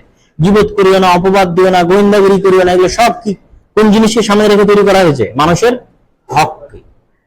মানুষের হক যতটা সংরক্ষণ করা যায়, মানুষের সম্পর্ক যতটা ভালো করা যায়, মানুষের আন্তরিকতা সৌহার্দ্য যতটা উন্নতির পর্যায়ে নিয়ে যাওয়া যায়, এই বিষয়কে সামনে রেখে ইসলামের সামাজিক সব নিয়ম কানুন প্রণয়ন করা আছে। এগুলোই সামাজিক নিয়ম কানুন। গীবত দিতে নিষেধ করা, এটা সামাজিক নিয়ম। অপবাদ দিতে নিষেধ করা, এটা সামাজিক নিয়ম। দেখা হলে সালাম দেওয়া, এটা সামাজিক নিয়ম। হাঁচি দিলে উত্তর দেওয়া, এটা সামাজিক নিয়ম। এগুলো কি যত ফোকাস কেন? খালি মানুষের হকের ভিত্তিতে মানুষের সম্পর্ক ভালো করা। বলে একটা দেওয়াল পার হয়েছে আবার সালাম দাও, একটা গাছ পার হয়েছে আবার সালাম দাও, 3 দিন সালাম না দিয়ে থাকিও না। এগুলো হচ্ছে, এটা হচ্ছে সমাজ। এগুলো কি বিধান? সামাজিক বিধান। এগুলো নির্ধারণ করা হয়েছে কিসের উপর ভিত্তি করে? মানুষের হকের উপর ভিত্তি করে তৈরি করা হয়েছে। গীবত করিও না, অপবাদ দিও না, গোয়েন্দাগিরি করিও না, ঠাট্টা করিও না, মস্করা করিও না, কাউকে তার ওই নাম ছাড়া অন্য নামে, ভিন্ন নামে, টিটকারির নামে ডাকিও না। কত বিধান সূরা হুজরাতে আল্লাহ সামাজিক এই বিধানগুলোতে পরিপূর্ণ করে রেখেছে। গীবত করিও না, অপবাদ দিও না, ঠাট্টা করিও না, মস্করা করিও না, যার যে নাম আছে সেই নাম ছাড়া অন্য কোনো নামে ডাকিও না। তাহলে এগুলো সব কিসের উপর ভিত্তি করে তৈরি করা? মানুষের হকের উপর ভিত্তি করে তৈরি করা সমাজ, যেন এটি সৌহার্দ্যপূর্ণ শান্তিময় সমাজ হয়। আর এই সমাজ ব্যবস্থা টিকিয়ে রাখার পিছনে আল্লাহর আরো একটি বিধানের খুব বড় ভূমিকা আছে, সেটা হচ্ছে সালাত এবং মসজিদ। সালাত এবং মসজিদ লিখি আমরা, সালাত এবং মসজিদ।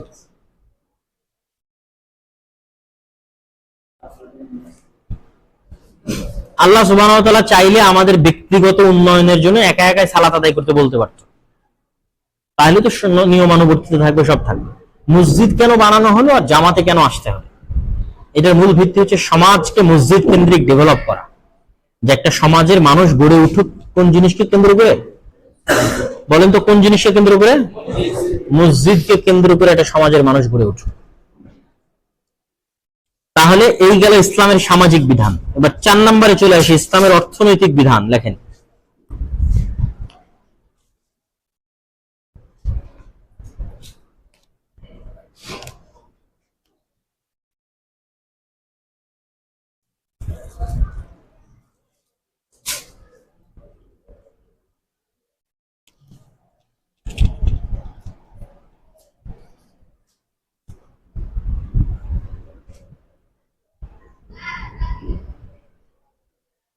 লিখলেন অর্থনৈতিক বিধান।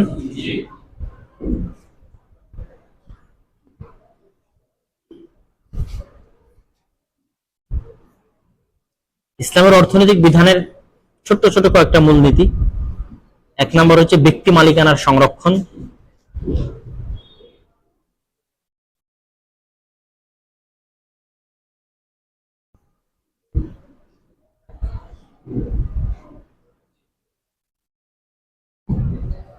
মুদ্রার গতিশীলতা।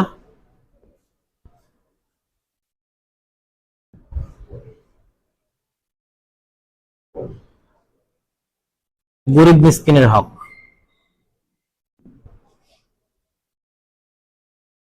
মুদ্রার গতিশীলতার পাশে ব্র্যাকেটে রাখেন সুদ হারাম। মুদ্রার গতিশীলতার পাশে ব্র্যাকেটে লেখেন যে সুদ হারাম হওয়া।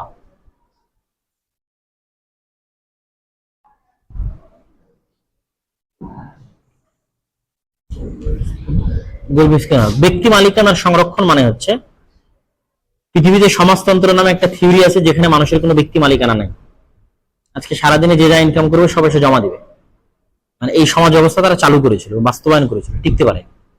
কেন ব্যক্তি মালিকানা ছাড়া আসলে পৃথিবীতে মানুষ টিকতে পারবে না, এটা ইসলাম বহু আগে থেকে জানে। তারা মনে করেছিল যে সবাই ধনী হয়ে যাচ্ছে, এগুলো আমরা রাখবো না, ভাঙ্গে চুরে চুরমান করে দিব, আন্দোলন বিপ্লব করে একাকার করে ঠিক আছে এখন আমরা সবাই একমত হলাম যে আমরা সব সমানভাবে সমবন্টন হবে, যে যা চাকরি করবে কাজ করবে যা ইনকাম করে নিয়ে আসবে সমানভাবে ভাগ করবে। আমি আজ 5 কোটি টাকা ইনকাম করলাম, আপনি 10,000 টাকা ইনকাম করলেন, তারপরে কিভাবে ভাগ হবে? সমানভাবে ভাগ হবে। এ হলো সমাজতন্ত্র, এর চলেনি পৃথিবীতে, চলা সম্ভব নয়। আর এটা হচ্ছে পুঁজিবাদ, যার যত ইচ্ছা ইনকাম করবে, ওখানে টাকার গতিশীলতাও মুখ্য নয়, গরিব মিসকিনের হকও মুখ্য নয়, কে বাঁচলো কে মরলো দেখে লাভ নেই, টাকা পেলেই হলো, যেটা এখন চলছে এটাকে বলে পুঁজিবাদ। আর ইসলামে ব্যক্তি মালিকানার সংরক্ষণ আছে, মানুষ যে যার টাকা ইনকাম করেছে ওই টাকারই মালিক, এমনকি বাপ বেটা, মা ছেলে, বেটি মা, কথা বুঝতে পারেন, সবগুলোর ব্যক্তি মালিকানা আছে।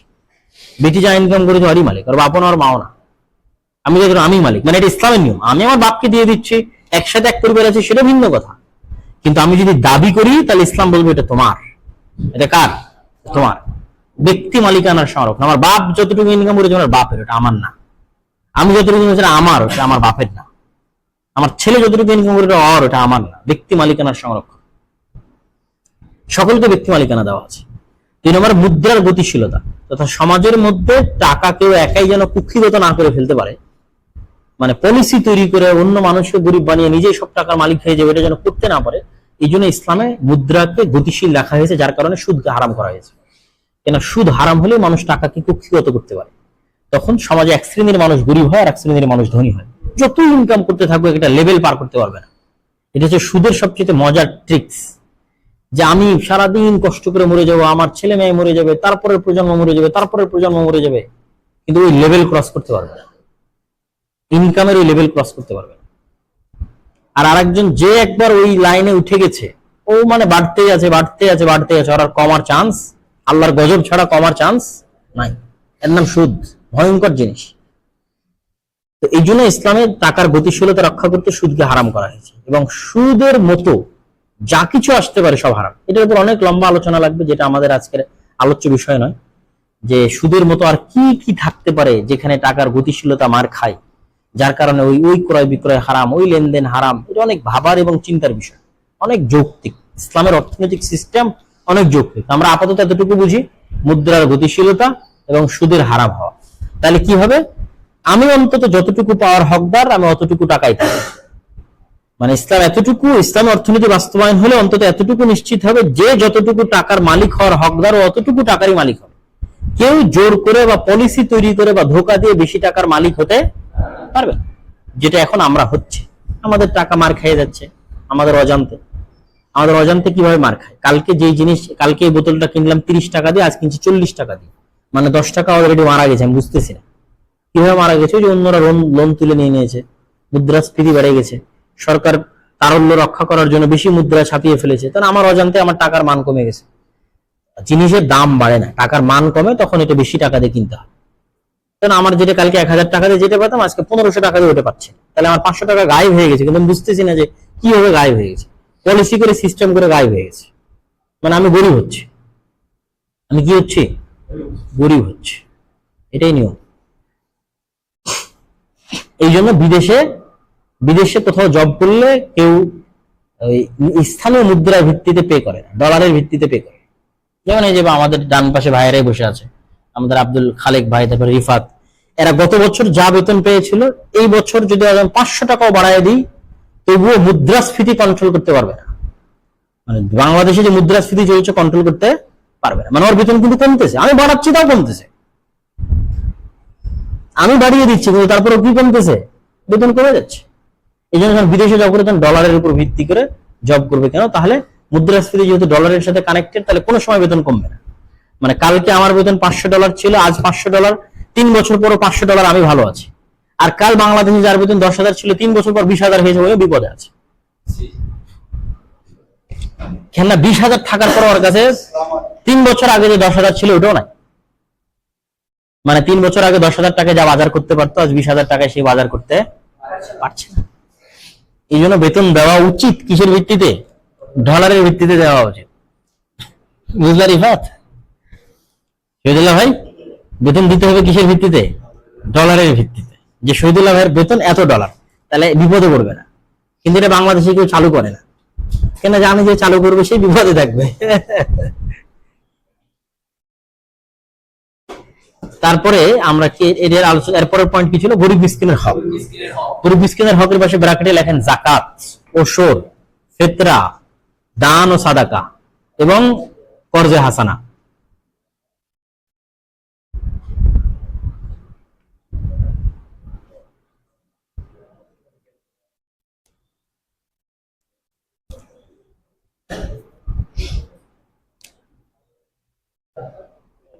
যাকাত, ওশর, ফিতরা, দান, সাদাকা, কর্জে হাসানা।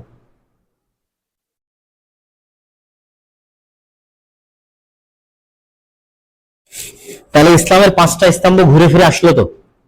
আসলো না? আগের 2-3টাতে বারবার ঘুরে ফিরে কি এসেছে? সালাত আর সিয়াম। আর এখানে চলে আসলো কি? যাকাত। তাহলে সালাত, সিয়াম, যাকাতের পর্ব শেষ। বাকি থাকলো কি? হজ। আর বাকি থাকলো কি? কালেমা, তাই না?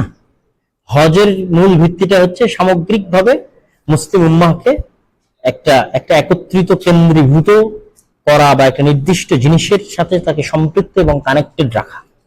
ঠিক আছে? এটা হচ্ছে মানে মুসলিম উম্মাহ যে একক জাতি এবং কোনো কিছুর মাধ্যমে যে তারা আলাদা হতে পারে না, সেই ইউনাইটেডের একটা বড় ভিত্তি হচ্ছে কি? হজ।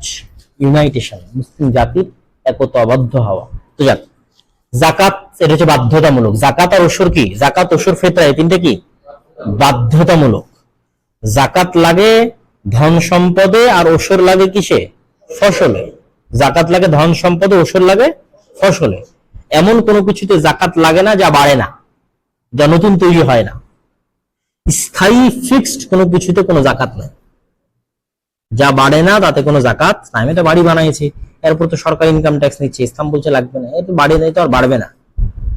জমি কিনেছি, ও আর বাড়বে না, ওই পর্যন্তই থাকবে। কিন্তু জমি আমি আবাদ করেছি, এটা তো প্রতি বছর করতে আছে, বাড়াচ্ছে না প্রতি বছর। এই জন্য ওখান থেকে ওষুধ দিতে হবে। আমি ব্যবসা করতেছি, আমি তো টাকা দিয়ে টাকা তৈরি করতেছি, এই জন্য জাকাত লাগবে। আমি তো ইনকাম করতেছি, ওই জন্য জাকাত লাগবে। স্বর্ণ, রৌপ্য এগুলো বাড়তেই থাকে, এর কোনোদিন কমে না। এর উপর ভিত্তি করে পৃথিবীর টাকার মান চলে, এই জন্য এগুলোতে জাকাত লাগবে। এই গেল মোটামুটি জাকাতের সারমর্ম। এগুলো সব গরিব মিসকিনের হক রক্ষা করার জন্য। তারপরে একটা সারমর্ম দিয়ে অর্থনীতির আলোচনা আসে, সেটা হচ্ছে কারজে হাসানা। সেটা কি? কর্জে হাসানা। পয়েন্ট লেখে, ইসলামে বিলাসিতার কোনো কর্জ নাই, এমনকি কর্জে হাসানাও নাই।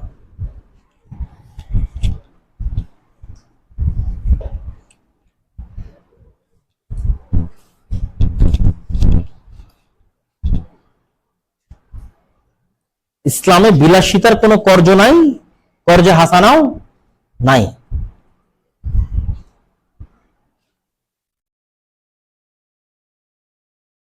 বিলাসিতা মানে আপনার বাড়িতে আপনি এসি কিনবেন, তার জন্য কর্জ নেবেন।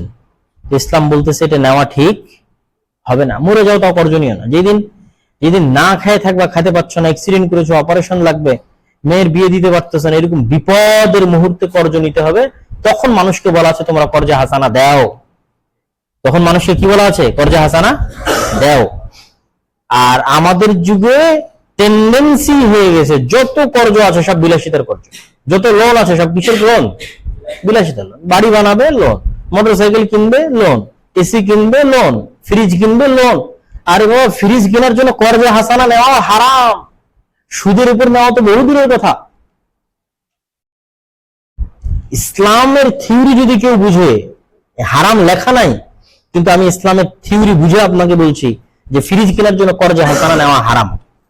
লোনের উপর ভিত্তি করে, সুদের উপর ভিত্তি করে নেওয়া তো বহু পরের কথা। ফ্রিজ কিনবে তার জন্য কর্জে হাসানা নেওয়া কি বলেন তো? হারাম। মোটরসাইকেল কিনবে তার জন্য কর্জে হাসানা নেওয়া কি হারাম। বাড়ি বানাবে তার জন্য কর্জে হাসানা নেওয়া কি হারাম। এগুলো সব বিলাসী। কর্জে হাসানা কখন নেবে?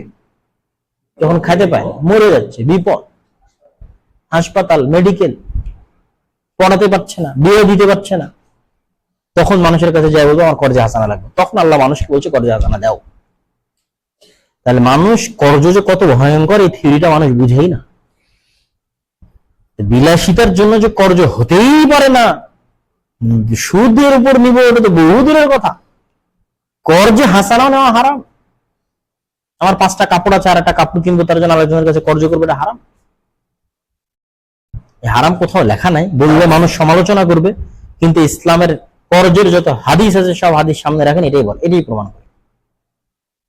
ইসলাম যে পরিমাণ আল্লাহর কাছে কর্জ থেকে পরিত্রাণ চেয়েছে, যে পরিমাণ কর্জ যাদের আছে তাদের জানাজার নামাজ না পড়ানো, শহীদ জান্নাতে চলে যাবে, জান্নাতে ততক্ষণ যাবে না যতক্ষণ কর্জ পরিশোধ না হয়। ভয়ঙ্কর কথাবার্তা সব কর্জ নিয়ে। এই জন্য মরে গেলেও কি করা যাবে না? কর্জ করা যাবে না। সুদের উপর নেওয়া তো বহু দূরের কথা। একমাত্র মানুষ কর্জ নেবে কখন? যখন বিপদে পড়বে। তাছাড়া চেষ্টা করতে হবে আল্লাহ যা দিয়েছে তার উপর কি থাকা? সন্তুষ্ট থাকা। আল্লাহ যা দিয়েছে সেটার উপর কি থাকা? সন্তুষ্ট থাকা। আর আজকের পৃথিবী এমন বানিয়ে দিয়েছে মানুষকে, আর ক্রেডিট কার্ড তো আরো ভয়ঙ্কর জিনিস তৈরি করেছে। আগেই বলতে যে খরচ করেন, টেনশন নাই, মাসের শেষে দিয়ে খরচ করে শেষ করে দেয়, মাসের শেষে বেতন পায়, ক্রেডিট কার্ড পরিশোধ করতে শেষ, তখন আবার ক্রেডিট কার্ড দিয়ে খরচ করে। ইউকে, ইউরোপ, আমেরিকা একই কালচার। এইটা কালচার হয়ে গেছে আমাদের দেশে, ধীরে ধীরে হচ্ছে, কিন্তু ইউকে তো কালচার হয়ে গেছে। যেহেতু সব ব্যাংক ক্রেডিট কার্ড দিয়ে রেখেছে, আর ওর অ্যাকাউন্টে বেতন ট্রান্সফার হয়। অ্যাকাউন্টে কি ট্রান্সফার হয়? সব কোম্পানি অ্যাকাউন্টে বেতন দেয়, আর ওই অ্যাকাউন্টটা ওই ক্রেডিট কার্ডের সাথে কানেক্টেড করা আছে। এখন কোনো টাকা নাই তো কি করো? ক্রেডিট কার্ড ইউজ করো। সব জায়গায় কার্ড ইউজ হচ্ছে। হতে হতে হতে হতে হতে হতে মাসের শেষে বেতন আসছে, দেখে 20,000 বেতন পায়, 15,000 ক্রেডিট কার্ড আলা নিয়ে চলে এসেছে। 5,000 কি করবে? 5,000 দিয়ে আবার তখন ওই নেশায় পড়ে যায়। এটা হচ্ছে শয়তানের নেশা। এই কর্জ নাও, আরে সমস্যা নাই তো কর্জ নাও, আরে সমস্যা নাই তো কর্জ নাও, দিবা। এই কিস্তির নেশা, কর্জের নেশা, শয়তানের নেশা। এই ফাঁদ থেকে একবার পড়লে মানুষ বের হতে পারে না। এই জন্য মাথায় গিয়ে রাখতে হবে যে এসি ফ্রিজ কেনার জন্য কর্জে হাসানা নেওয়া হারাম। এটাই ইসলামের মূলনীতি। তাহলে ঠান্ডা হতে পারবেন, তাহলে ঠান্ডা মাথায় সিদ্ধান্ত নিতে পারবেন। ইসলাম চায় যে, শেষ করে ইসলাম চায় যে মানুষের কাছে যা আছে ওটার উপরে মানুষ কি থাকুক? সন্তুষ্ট থাকুক। এটা চায়। বলেন।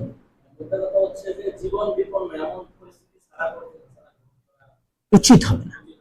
আমি হারাম বলতেছি বোঝানোর জন্য।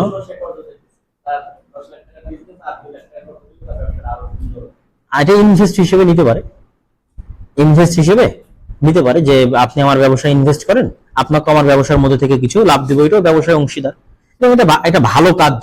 আমার কথা হচ্ছে বিলাসিতার জন্য কর্জ নেওয়া যাবে না, কিন্তু যে কোনো ভালো কাজের জন্য, কল্যাণকর কাজের জন্য মানুষ যে কোনো প্রকার সহযোগিতা নিতে পারে, দানও নিতে পারে, কর্জও নিতে পারে।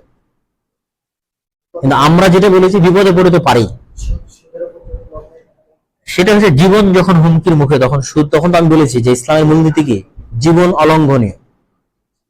জীবন ছাড়া এটা সম্ভব না, আর অন্য কোনোটাতে এটা সম্ভব নয়। একমাত্র তখন নিতে পারবে সুদের উপর লোন যখন কিসের প্রয়োজন? জীবনের প্রয়োজন। যে হয়তো এমন এক জায়গায় অপারেশনে আটকে আছে, 10-15 লক্ষ টাকা দরকার, কেউ কর্জে হাসানা দিচ্ছে না, তাই না? তাহলে একটা সম্পত্তি ব্যাংকে রেখে যদি লোন নেয় এবং সময় সময় পরিশোধ করে, তাহলে অপারেশনটা হতে পারে। এটা জীবন বাঁচাতে চলবে। জীবন বাঁচাতে সব হারাম। ইসলামে জীবন কিছু সবার আগে। সব শেষে আমরা চলে আসি অর্থনীতির বিধান শেষ, সব শেষ হচ্ছে রাষ্ট্র দিয়ে আজকের আমাদের ক্লাস শেষ। ইসলামী রাষ্ট্র ব্যবস্থা একটি কল্যাণমূলক রাষ্ট্র ব্যবস্থা, ওয়েলফেয়ার স্টেট। ইসলামী রাষ্ট্র ব্যবস্থা একটি কল্যাণমূলক রাষ্ট্র ব্যবস্থা, ওয়েলফেয়ার স্টেট। এটা ইসলামী রাষ্ট্র ব্যবস্থার একদম মূল ভিত্তি। যার উপর ভিত্তি করে ইসলামের রাষ্ট্র ব্যবস্থার সব মূলনীতি চলবে। সেটা হচ্ছে এটি একটি ওয়েলফেয়ার বা কল্যাণমূলক স্টেট।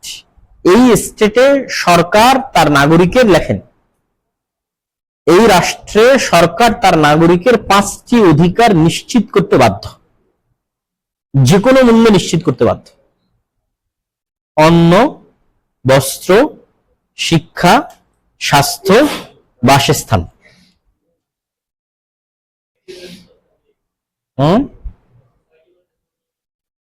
ওরা করেছে, ইসলামে নাই। অন্ন, বস্ত্র, শিক্ষা, স্বাস্থ্য, বাসস্থান। এবং ইসলামের প্রথম দিন থেকে ইসলাম এই 5টা জিনিস তার নাগরিকদের দিয়ে এসেছে। যে কোনো ইসলামিক খেলাফায়, খোলাফায়ে রাশিদুনের খেলাফায়, আল্লাহর নবীর খেলাফায়। সেটা কি? একজনও যদি না খেয়ে থাকে তাহলে জিম্মেদার কে? রাষ্ট্র। খুব ভয়ঙ্কর। ওমর রাদিয়াল্লাহু তাআলা কি এমনি বলতেন? কানেক্ট হয়েছে তো? হ্যাঁ, লাইভ দাও।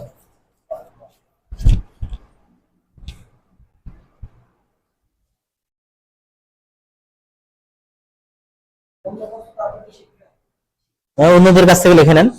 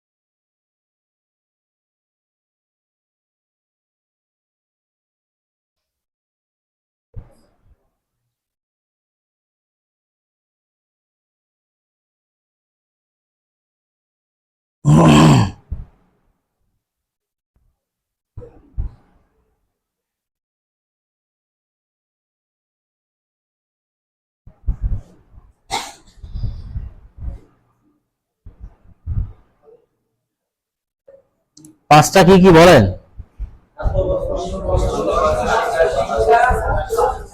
মানে এই 5টা ছাড়া একটা মানুষ একদিনের জন্য বা এক সন্ধ্যার জন্য অতিক্রম করলে এর জন্য দায়ী কে থাকবে? রাষ্ট্র। ইসলামের রাষ্ট্র সেই দিন ব্যর্থ বলে প্রমাণিত হবে। ওমর রাদিয়াল্লাহু তাআলা বলছে, আমার সীমানার মধ্যে একটা কুকুরও যদি না খেয়ে থাকে তাহলে এর জন্য আমি দায়ী থাকবো আল্লাহর দরবারে। এটাই হচ্ছে ইসলামের রাষ্ট্রের মূল ভিত্তি। এটা হচ্ছে ওয়েলফেয়ার স্টেট। আগে তার নাগরিকের এই জিনিসগুলো যে কোনো মূল্যে নিশ্চিত করতে হবে রাষ্ট্রকে। কেউ যেন না খেয়ে না থাকে, কেউ যেন উলঙ্গ না থাকে, কারো গায়ে কাপড় নাই, শীতে কষ্ট পাচ্ছে, এর জন্য কে জিম্মেদার? রাষ্ট্র জিম্মেদার। কারো বাড়ি নাই, মানে থাকার জায়গা নাই, তাহলে গৃহহীনদের জন্য থাকার ব্যবস্থা করে দিতে পারে জন্য দায়ী কে? রাষ্ট্র। তারপরে স্বাস্থ্যের ব্যবস্থা নেই, বিনা চিকিৎসায় মানুষ মারা যাচ্ছে, এর জন্য দায়ী কে? রাষ্ট্র। তারপরে আরেকটা কি? শিক্ষা। শিক্ষার ব্যবস্থা নেই, এর জন্য কে দায়ী? রাষ্ট্র। তাহলে এই 5টা জিনিস নাগরিককে নিশ্চিত করে দিতে হবে। এটা হচ্ছে ইসলামী রাষ্ট্রের একদম মূল বেসিক পিলার। এর উপর ভিত্তি করে ইসলামী রাষ্ট্র চলবে। বাকি যত নিয়ম কানুন তৈরি হবে সবগুলো এটার উপর ভিত্তি করে। আগে যেগুলো আছে সেগুলো তো আছে, ন্যায়পরায়ণতা, সততা, ডট ডট ডট, যা আমরা আগে বলেছি সেগুলো তো আসবে, সেগুলো সবগুলোর মধ্যে যাবে। পাশাপাশি আরো অতিরিক্ত এই পয়েন্টে এসে কি যুক্ত হলো, যে ইসলামী রাষ্ট্রের মূলনীতি কি? যেটি একটি কল্যাণমূলক ওয়েলফেয়ার স্টেট, যেখানে তার নাগরিকের এই 5টা অধিকার সে কি করবে? সুনিশ্চিত করবে। ঠিক আছে?